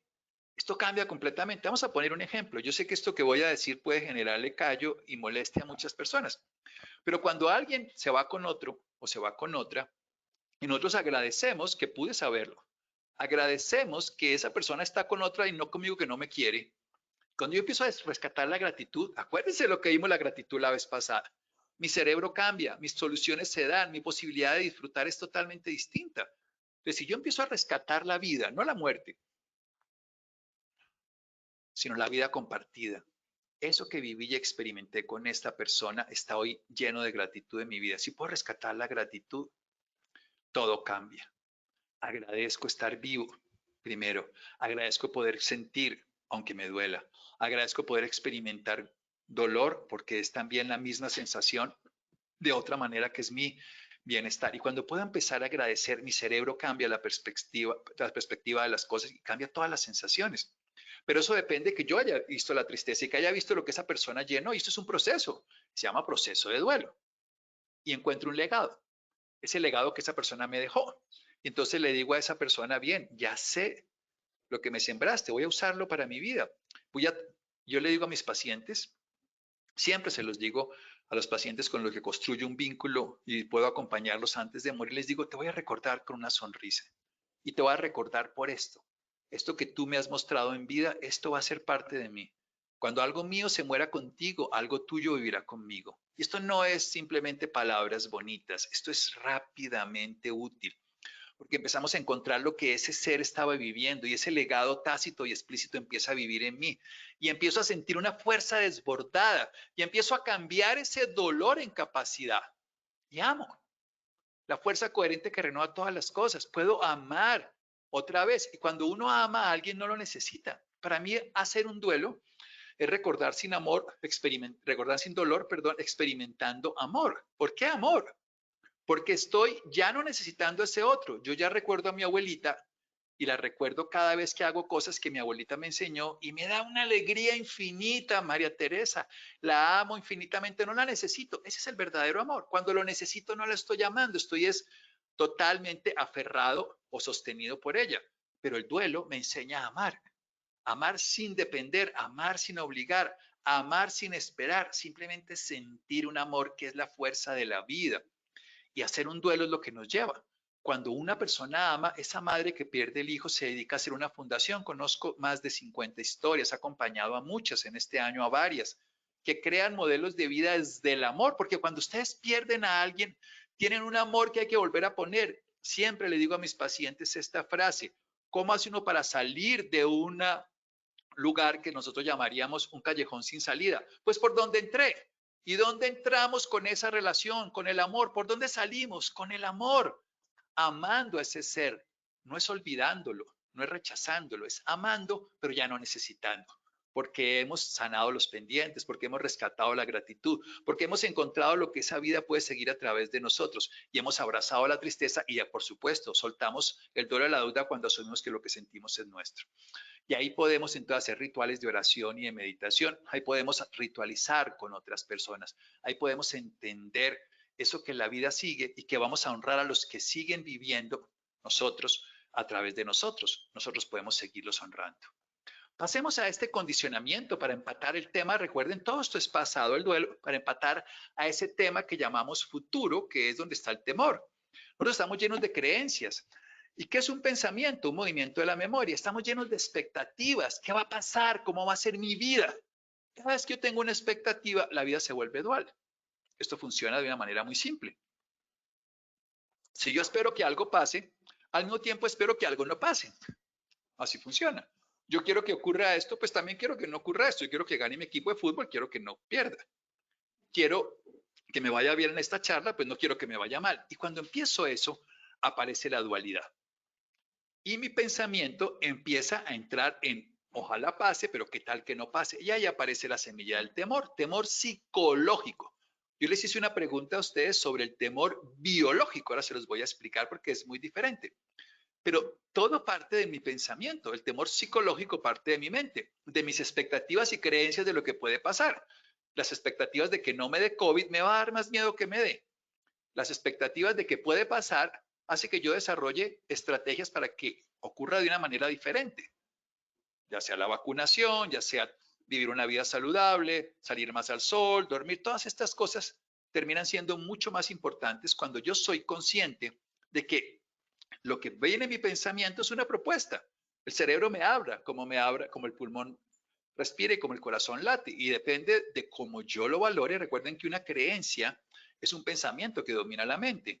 Y el pensamiento es un movimiento de la memoria, me habla de lo que ya pasó y me pone una hipótesis del futuro. Ese condicionamiento y saber que estamos condicionados nos lleva inexorablemente al camino del temor, que no quiero que pase, que ojalá pase de esta manera, que no ganen, que si metan el gol, que lo pierdan, que no pase. Todo el día estamos viviendo, por eso vivimos una sociedad llena de miedo. Por eso vamos a hablar de esas creencias dominantes aquí, ojalá la creencia dominante siempre fuera en positiva, como nuestra compañía de seguro.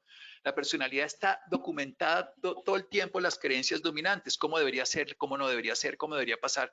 Y por eso estamos todo el día sufrientes. Y estamos llevando eso a nuestro cuerpo a somatizarlo. Si yo me siento triste, mis células se ponen tristes. Si me pongo contento, también. Todo el tiempo el cuerpo y la mente son uno solo. Recordemos, ese pasado es el que me ancla del duelo y me impide ver el futuro. Y ese futuro es el que me lleva a anticipar cualquier cosa que puede llegar a pasar de una manera como no quiero y me da miedo. O sea, si yo miro el futuro y anticipo que puede pasar de cualquier manera que no quiero que pase, me da miedo. Me da miedo que pase de esa manera o que no pase como yo quiero que pase, pero es lo mismo. Simplemente estoy anticipando algo. Por eso en el temor, lo más simple para empezar es preguntarse, ¿esto a lo que yo estoy temiendo es real o es mi imaginación? Bien, si es mi imaginación, ¿para qué le doy fuerza? Vamos a hablar del temor, diferenciando el biológico del psicológico. Les pregunté el temor biológico y lo chuleo, porque la vida, cuando hablemos del estrés, vamos a hablar más de esto nuevamente, pero del sentido de lo que es la biología. Pero en un sentido muy sencillo, la biología quiere sostenerse, sobrevivir y perpetuarse. Esta es la biología de cualquier mesófalo, o cualquier animalito chiquitito, para ponerle nombres sencillos, cualquier aparatito, una ameba, o puede ser una bacteria, o hasta el mismo virus quiere desarrollar la vida. Nosotros tenemos una biología que siempre va a usar el temor para la supervivencia. ¿Cuándo ocurre el temor biológico? Biológico, el de mi cuerpo, el que es automático, el que me dio la supervivencia. Ocurre cuando está amenazada mi integridad. Mi integridad. O sea, algo de mi integridad puede ser lesionado. Entonces, obviamente, si yo tengo la idea de que una inyección que me van a poner, los hombres somos muy gallinas con las inyecciones, me va a amenazar mi integridad, pues entonces yo pienso que eso me va a hacer daño y me da miedo. Miedo, pero este miedo no es biológico, es psicológico, porque es lo que yo pienso que me va a pasar, no es lo que me está pasando. En cambio, el miedo biológico actúa durante el tiempo que sea necesario. ¿Me explico?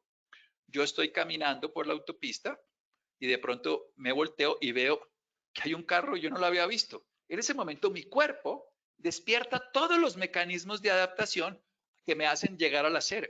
Sin que yo lo piense, automáticamente llego a la acera y se acabó. El temor psicológico, el miedo psicológico, en cambio, es el que me habla de lo que hubiera podido pasar o va a poder pasar si ocurriera esto.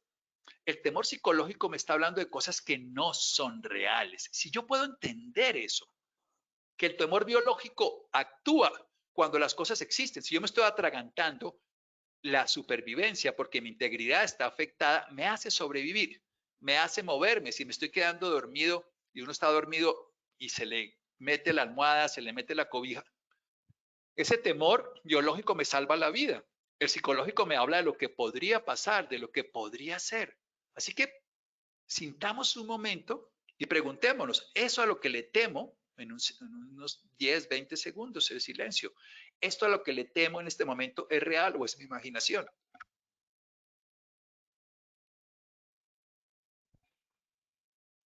Si es mi imaginación, ¿para qué lo temo? ¿Para qué despierto toda la hipótesis de supervivencia? ¿Para qué lucho incesantemente por evitarlo? Si es que no está ocurriendo, si me van a dejar, si va a pasar. Cuando pase, mi cuerpo va a reaccionar de la manera adecuada. Mi cuerpo se va a adaptar para respirar, para moverse, para mirar, para oír, todo de acuerdo. Entonces, tenerle miedo al miedo no tiene sentido. Entonces uno cierra los ojos y se pregunta, ¿esto que estoy creyendo que va a pasar es real o es mi imaginación? ¿Esto que estoy pensando? Y se hace silencio y se da cuenta. Si realmente eso que estoy pensando es real. No, no es real, es mi imaginación. Y esa es la manera, si uno se lo pregunta una y otra y otra y otra vez cuando empiezan los míos, empieza a hablar con lo que se llama el diálogo interior, empieza a quitarle poder a esa formación de creencias dominantes de que eso es malo, de que eso puede pasar, de que me va a ocurrir. Ustedes que lo hagan durante varias semanas, no durante una hora, pero que se pregunten cuando tengan miedo, ¿esto es real o es mi imaginación? No, es mi imaginación. Bien, no me sirve. Siguiente, le dice uno al cerebro, muéstreme otra cosa. El cerebro me está poniendo un pensamiento, deme otro. En lugar de pelear, de reprimirlo, no. Así como estoy atrapado por el pasado en el duelo, ya vimos todo lo que tenemos que hacer para el futuro del temor. Bien, ¿esto está ocurriendo? No, no está ocurriendo. ¿Esto puede pasar? Sí, sí puede pasar. Entonces, ¿qué puedo hacer para que no pase? Pero no preocuparme, sino ocuparme. Entonces, el temor biológico me salva la vida porque ocurre en el momento necesario para la supervivencia. Hace que el cuerpo actúe de manera instantánea y suficiente para que respire, para que salte, para que corra, para que me agache, para que me mueva. Bien, maravilloso. No lo necesito llamar, él viene solito. Él aparece en cada instante que sea necesario. El psicológico, en cambio, yo lo llamo. Yo pienso, ¿qué tal que pasará esto? ¿Qué tal que se acabe? ¿Qué tal que el internet se caiga? ¿Qué tal que no llegue? ¿Qué tal que sí llegue? ¿Qué tal que me quiera? ¿Qué tal que no me quiera? ¿Qué tal que pase? ¿Qué tal que...? ¡Uy! Entonces tenemos que aprender a hacer un diálogo interno. Gran parte de lo que estamos aprendiendo estos días es a generar un diálogo interno, no el externo de lo que ocurre afuera, sino el que yo desarrollo con lo que está pasando. Y para eso debo empezar a mirarme con honestidad, sin juicio. Es mirarme tal cual soy. Mirarme tal cual soy. Me miro de una manera auténtica. Entonces, cuando yo me miro sin juicio, con lupa, entonces, por ejemplo, y esto es súper sencillo, me viene un miedo de algo. Entonces, en lugar de no quererlo sentir, la gente no quiere sentir miedo y le da miedo de no tener miedo. Les recuerdo la primera frase que dije en esta charla. El que teme por sufrir, sufre por temer. No le tengan miedo al miedo. Más bien, cuando tengan miedo, mírense y dense cuenta y empiecen a dialogar. ¿Qué te pasa? Ven, sintamos, siento miedo. Bien, sí lo siento. ¿Y de dónde viene ese miedo? Y bien, ¿y esto es real o es mi imaginación? Bueno, y lo empiezo a sentir y me empiezo a dar cuenta que es un fantasma creado por hipótesis de otros, por cantidades de cosas. A veces nos pasa, uy, eso es terrible, y uno le pasa y no tiene nada que ver, porque hemos creado una idea. Por eso es conocerse uno, ese diálogo interno lleva a las personas a que puedan reconocer sin juicio, no como esto no funciona. La gente piensa que el temor biológico, se los pregunté, es falta de coraje y confianza. No, para nada. La confianza llega, si ustedes quieren saber, el temor y la confianza, lo vamos a decir en un momento más adelante, son las mismas áreas cerebrales, solo que recorridas de una manera distinta. Cuando yo miro cómo soy, cómo me siento sin juicio, sin destruirme, sin decir tú no eres, es que eres el colmo, porque la autoestima es fundamental. La autoestima es la que me va a cambiar esto. Empiezo a crear en mi vida algo que se llama aceptación. Recuerden, todo el tiempo en el duelo hablamos de la aceptación, lo mismo aquí. Acepto que tengo miedo. En lugar de no lo quiero tener, no me gustaría, no, es que no funciona así. Funciona que soy alcohólico, no hubiera querido serlo, pero lo soy. Funciona que perdí a esta pareja, aunque no me hubiera gustado. Exactamente lo mismo, acepto que estoy dominado por el miedo. Entonces voy a empezar a construir una estrategia o dominado por este miedo, si no fuera todos los miedos. Por este miedo a la muerte, por este miedo al sufrimiento, por este miedo a la pérdida económica, por este miedo. Y uno se va y lo mira tal cual es. Incluso hay, bueno, a mí la que más me gusta de las estrategias es la del gato con botas. Él se va donde el ogro y le dice, ¿usted se puede convertir en algo? Sí, y el ogro se convierte ¿qué? En un león y no puede hacer nada. Pero le dice en algo chiquitito, sí, en un ratón y se lo come. Eso es lo que hay que hacer con el miedo. A los niños, por ejemplo, les ponemos a dibujar el miedo y luego hacemos que ese dibujo se convierta en algo que él pueda usar constructivamente, usarlo. Como cuando íbamos al deseo, que no puedo hacer ese deseo realidad, pero lo uso para otra dirección. Entonces, si yo acepto que tengo el miedo y me permito sentir ese miedo, de una manera tal aparece la confianza. De la honestidad de reconocerlo, de la aceptación, esto, aunque suene tan raro, ¿por qué aparece? Les quiero contar, porque el cerebro funciona de una manera, no como yo creería o no creería, sino como es. Hay un área del cerebro que se llama la amígdala, que es la que me alerta de que algo es un peligro. La amígdala le dice a través de una sustancia, una parte que se llama el mesencéfalo, a un área del cerebro que se llama el cuerpo estriado dorsal, esos nombres no importan, le dice que hay una amenaza de que mi integridad, ya sea porque a mi equipo de fútbol le van a meter gol, porque yo lo considero que ese soy yo, entonces por eso ese temor psicológico lo transfiero al equipo de fútbol, a mi candidato político, a algo que le pase a un hijo mío, a lo que yo considero que soy yo. Yo me traslado a todo lo que le pongo mi imagen, eso siento que es mío, pues mi carro, lo que sea, me da miedo a cualquier ser humano. Resulta que el cuerpo estriado dorsal le puede decir, uy, qué susto, esto va a ser terrible, no, ¿qué puede pasar? Bien, o le puede decir lo contrario, le puede decir devolviéndose, bien, amígdala, no, tenemos confianza. La confianza es lo contrario del temor. Si yo confío, no temo. O si temo, no confío. Si no temo, confío. No funciona de otra manera diferente. Entonces desarrollamos la confianza. ¿Cómo desarrollamos la confianza? Con la autoestima. ¿Y cómo la desarrollamos? Si ustedes confían en alguien, una pareja, cuando dejan de confiar se llenan de miedo. Y eso hay que construir nuevamente la confianza. Hay que construir confianza. La confianza se construye. La confianza es la certeza del futuro. Esa certeza que le damos al futuro, por lo menos es una expectativa favorable cuando no tenemos certeza.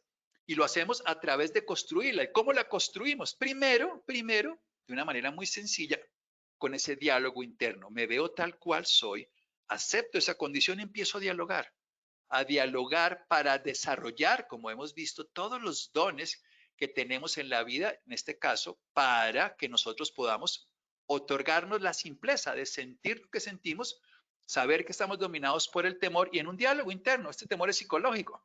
El biológico jamás me hará daño, me salvará siempre la vida, pero este es psicológico y no me sirve de nada.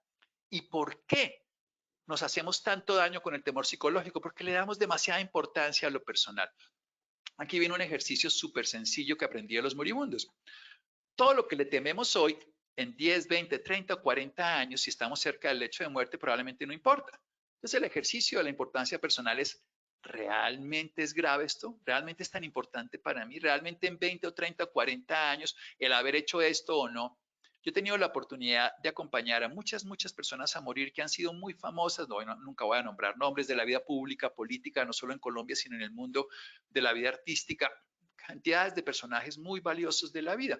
Y la gran mayoría, cuando están en el lecho de muerte, se dan cuenta que la importancia personal que se dieron a sí mismos hizo que tuvieran mucho miedo. Cuando no estaban actuando en nombre de su importancia personal, del deber ser, de la imagen, dejaban de tener miedo. Por eso, cuando nosotros estamos ensayando para manifestar cualquier cosa, un equipo de fútbol, jugando, ensayo o en una presentación, no nos da miedo, pero cuando estamos ante el público sí, porque le hemos dado demasiada importancia. Entonces, un ejercicio que sirve profundamente es, ¿esto me va a importar a mí en 10 años?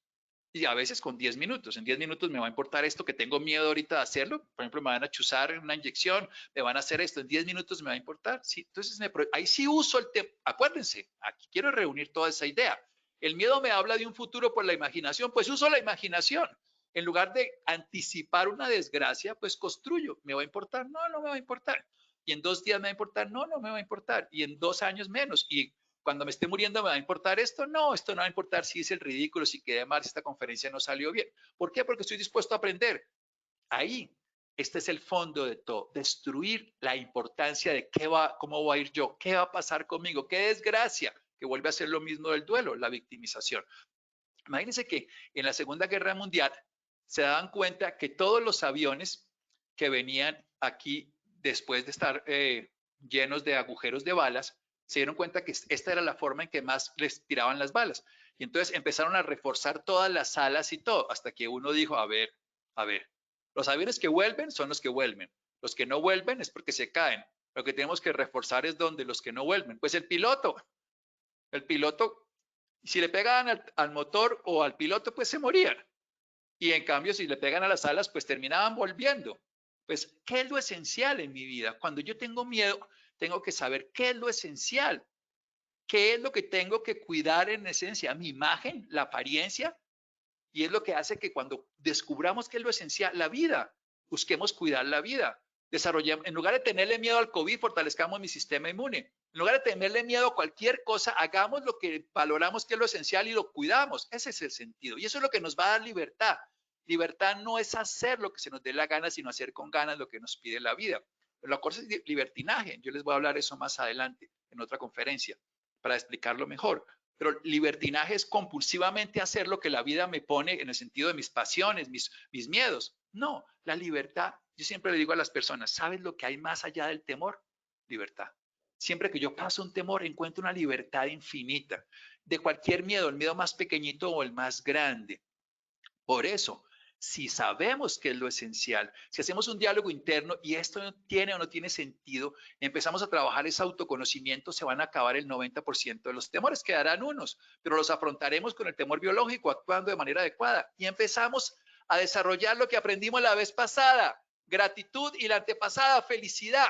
Desarrollamos esos dones para nuestra vida en cada momento. Listo, me puedo morir, sí, pero estoy vivo. Me puede echar la pareja, sí, pero ahora la tengo y la voy a expresar el amor. Puede pasar lo que pueda pasar, sí, pero ahora no está pasando. Sí, mañana me van a echar, pero hoy estoy aquí. Sí, puede ocurrir una catástrofe, pero no está pasando. Y tengo la gratitud de estar vivo y voy. Recuerden lo que definí de felicidad. La felicidad no es una ocasión, es un estado constante de existencia. Descubro que estoy vivo. Hay gente que no está dispuesta a aprender y por eso sufre. Entonces, de cada experiencia, si tenemos miedo y hacemos ese diálogo interior, valoramos lo que tiene sentido y empezamos a estar dispuestos a aprender y aprendemos, cambiamos. Y la vida se vuelve completamente distinta. Esto es un proceso integral, es un proceso que se da paso a paso, eso es cierto, pero que lo hacemos todos los días. Por eso estamos construyendo de la mano de Positiva y empezamos esa ruta para la felicidad, esa ruta para la gratitud y la compasión, esta ruta para no quedar atrapados en el dolor y la incapacidad del duelo, dándonos tiempo y permiso de asumir nuestro propio bienestar y de no proyectar nuestro futuro de una manera de qué va a pasar conmigo, sino cómo voy a hacer para que las cosas pasen. Eso se llama decisión. Listo, tengo miedo, pues ¿qué voy a hacer con él? Ahí donde aparece el coraje. Listo, tengo una complejidad. Pues me doy cuenta que la vida todo el día me está poniendo dificultades. ¿Para qué? Para que crezca. En la universidad me enseñan un conocimiento y me ponen un examen. En la vida me ponen un examen y tengo que aprender a vivirlo, o sea, una experiencia, una pérdida, un temor. ¿Para qué? Para crecer. Ahí no sirve el intelecto, sirve la experiencia. Sirve meterse, afrontar. Los miedos se afrontan. Los miedos que se evaden siguen siendo grandes. Los miedos que se afrontan, pero se afrontan desde ese diálogo interior destruyendo todos los fantasmas. Y entonces veo la vida desde todos los lugares. Listo, me siento a ver el temor. Tengo miedo a esto, pero ¿por qué le tengo miedo a esto? ¿Qué pasaría si? Ay, si me echan, ¿qué? Y bueno, yo voy a ver cómo lo voy afrontando. Al miedo no le tengan miedo, al miedo de frente, al miedo con eso que hemos hablado, honestidad con lo que sienten, aceptación, y ahí viene la decisión de actuar. Así no esperan que las cosas pasen, sino de una hacen que las cosas pasen. Y cuando uno hace que las cosas pasen, disfruta el proceso. Cuando uno lo afronta de frente, cuando uno se mete a la vida a hacer las cosas con decisión, disfruta el proceso. Listo, estoy vuelto chicuca porque me dejó mi esposa, porque se murió mi hijo. Pues me meto de frente al duelo y me conozco con lo que siento y creo el futuro que quiero. Y por eso sé que 5 o 10 años va a depender lo que yo haga hoy para estar en un tiempo. ¿Cómo quiero sentirme? ¿Qué quiero? ¿Con qué cuento? Ahí está mi inteligencia. ¿Qué necesito? Soltar. Soltar cantidades de no puedo, es imposible, pobrecito yo, qué incapaz. Más bien, no sé cómo hacerlo. Para eso aprendemos, para eso tenemos Positiva, para eso tenemos las opciones que nos da la vida de empezar a aprender, para no esperar a que las cosas nos pasen. Si me va a dar COVID o no me va a dar COVID, depende de cómo viva yo la vida, pero aunque me dé cómo la quiero seguir viviendo, aunque me pase lo que sea, aunque se muera mi esposa, aunque se muera mi hijo, ¿cómo quiero vivir la vida? Yo soy el que determino cómo están mis secreciones internas, cómo me quiero sentir. Tengo que hacer que las cosas pasen y disfrutar el proceso. Y eso, en últimas, es autoestima. ¿Cómo quiero estar en cada momento? ¿Cómo me quiero valorar? No negando mis incapacidades. El águila no tiene que aprender a nadar, tienes que saber volar. Así que para mí la definición más fácil de autoestima es muy sencilla, es saber hasta dónde puedo llegar y dónde no me puedo pasar de manera auténtica y honesta. ¿Hasta dónde puedo llegar? Hasta aquí. Bien. Ahí estoy bien. ¿Y dónde no me puedo pasar? Bien. Pero puedo llegar hasta allá, pues hasta allá llego. Paso a paso. Jamás comparándome con los demás. Ese es el peor error. Les decía hace un momento de una manera muy sencilla, de una forma. Lo esencial es que cada vez hagamos mejor las cosas. Pero para nosotros, no mejor que los demás. Eso en la arena deportiva funciona. Le ganamos al otro equipo. Y eso es un momento histórico de la vida de los deportes. Pero de resto, no compitamos con los demás, sino hagamos lo mejor. Y en la autoestima es, ¿hasta dónde puedo llegar y dónde no me puedo pasar? ¿Puedo llegar hasta aquí? Bien, hasta ahí no puedo. Bien, hasta ahí están mis miedos. Más allá estará mi libertad. Pues voy avanzando hasta donde voy pudiendo, paso a paso. Sin compararme con los demás. El sí, el no, eso genera un caos interno y un sufrimiento. Y sobre todo, haciendo que las cosas pasen mientras disfruto el proceso. Este es el sentido de estas charlas con esta condición. Y les quiero terminar con un ejercicio de respiración. Cuando sientan miedo, siéntanlo. no traten de no sentirlo, porque rechazar el miedo, cuando ustedes rechazan el miedo, cuando están solitos, vuelve y les aparece. Entonces yo cuando miedo me viene, o me viene la tristeza, el duelo, el miedo, lo siento y lo respiro. Y siento el miedo y digo, ¿qué voy a hacer con él? Acuérdense que el miedo, cuando es psicológico me incapacita, cuando es biológico me capacita. Entonces, si el miedo psicológico lo siento en el cuerpo, ya se volvió biológico, pero está incapacitado porque la mente no sabe usarlo, pero el cuerpo sí sabe usarlo si yo lo dirijo. Entonces, respiro, siento el miedo y me pregunto, como ya sé que me está hablando una idea de algo que no ocurre, pero ya lo estoy sintiendo, entonces lo siento, lo respiro, lo siento, ¿y qué voy a hacer con él? Y lo actúo. Entonces lo vuelvo ejercicio, lo vuelvo creatividad, lo vuelvo escritura, lo vuelvo transformación, lo vuelvo aprendizaje. Entonces no rechazo el miedo, lo siento intensamente y actúo. Ustedes saben que esto es muy importante. A les guste o no les guste, un torero torea con miedo, un deportista compite con miedo, un boxeador boxea con miedo, pero usa el miedo. La diferencia entre un valiente y un cobarde es que el cobarde le huye al miedo y el miedo se vuelve ese obstáculo. El valiente siente el miedo y lo usa. Cuando estén con miedo, paren, respiren, sientan y digan, ¿qué voy a hacer con él? Así van a ser como ese gatito, tranquilitos, caminando libres en cada momento. Muchas, muchas, muchas gracias, querido público que nos ha acompañado y que nos seguirá acompañando todo este tiempo. Muy bien. Si están aquí todavía, querida Jenny, yo que me emociono con estas charlas, quedo feliz porque uso mi miedo de quedar en ridículo, porque uso mi dificultad, porque estamos dispuestos a aprender de cada condición. Claro ¿Estás que por sí, aquí? doctor Santiago. Claro que sí, aquí muy pegada a nuestra acción educativa, a estos temas tan interesantes que tenemos o que tuvimos el día de hoy. Bueno, doctor Santiago, vamos entonces a iniciar con nuestro sondeo final. Quiero recordarles que en sus pantallas pueden visualizar las preguntas y tienen la opción de seleccionar la respuesta correcta. Y el doctor nos ayudará con la respuesta que corresponde a cada una de ellas. Perfecto. Listo, doctor. Entonces vamos con nuestra primera pregunta del sondeo final.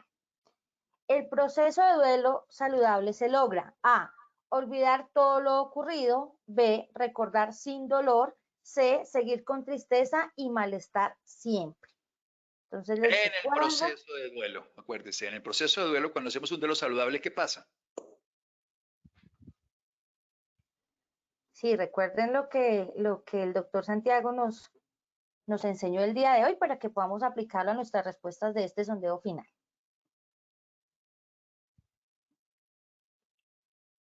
Bueno, yo creo que ya podemos validar nuestras respuestas a esta pregunta. El proceso de duelo saludable se logra. Con un 2% nos dicen olvidar todo lo ocurrido, con un 98% recordar sin dolor y con un 0% seguir con tristeza y malestar siempre. Entonces, doctor Santiago, ¿me ayudas por favor con la respuesta que corresponde? Yo me quedo con el 98%, recordar sin dolor, porque lo que tiene sentido en el duelo es que aprendamos. Entonces recordamos, pero sin ese dolor, y valoramos lo que tuvo sentido de esa experiencia, sea lo que sea. Si olvidamos todo, nos vuelve a pasar lo mismo. Si olvidamos que nos pasa esto cuando hacemos esto, pues no hicimos el duelo, volvemos a lo mismo. Así que es recordar sin dolor, eso es lo que buscamos aprender, 98%, muchas gracias. Listo, doctor Santiago. Entonces vamos con nuestra segunda pregunta del sondeo. El temor biológico es: A, indispensable para proteger la integridad del ser; Biológico. Qué pena, para B, que biológico, sí. ok. Sigue. B, fuente de preocupación y sufrimiento; C, falta de coraje y confianza. Entonces tenemos unos segundos para dar respuesta a nuestra pregunta.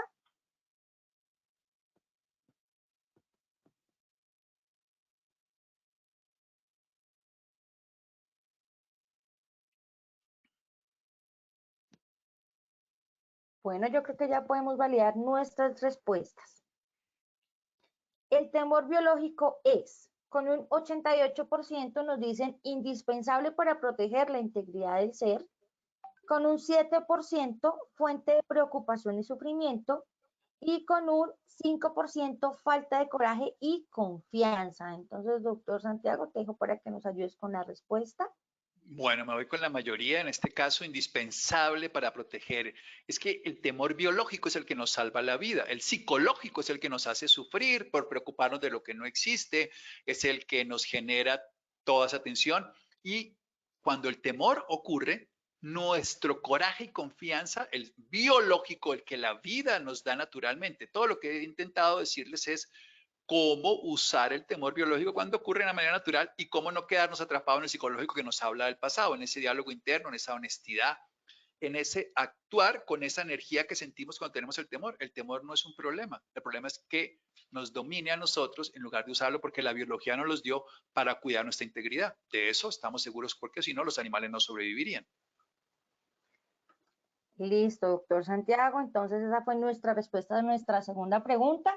Y vamos con nuestra tercera y última pregunta del sondeo final. La reparación de una pérdida se logra mediante A, moverse menos, pensar más, sentir menos. B, moverse más, pensar menos, sentir más.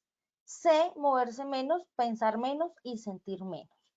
Entonces vamos a dar respuesta a nuestra tercera y última pregunta en nuestro sondeo final.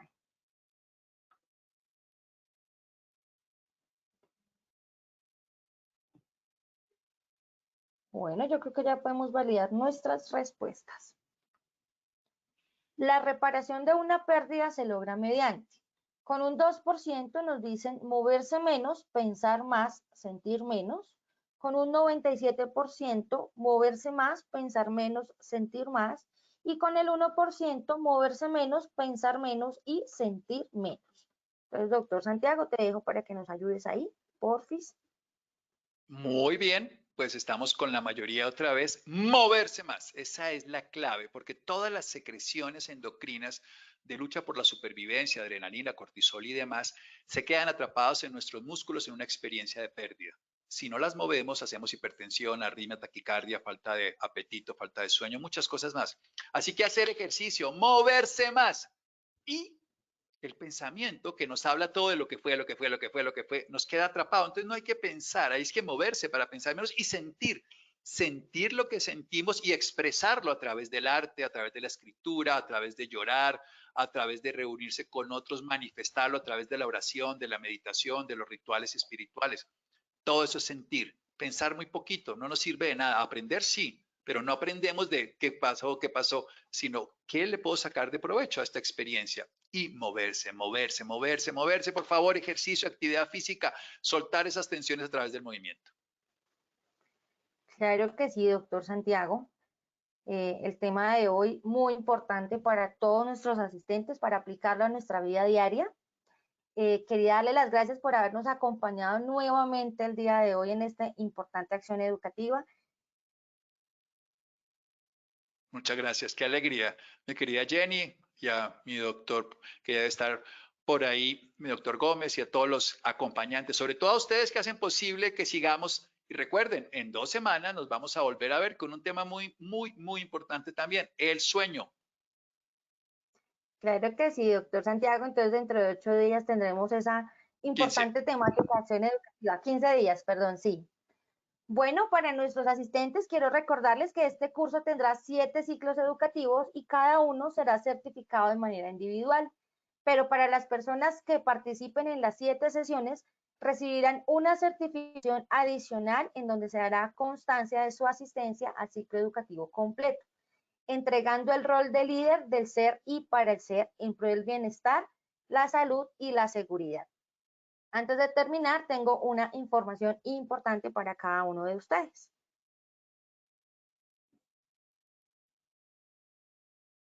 Positiva trae para las empresas pymes un programa gratuito.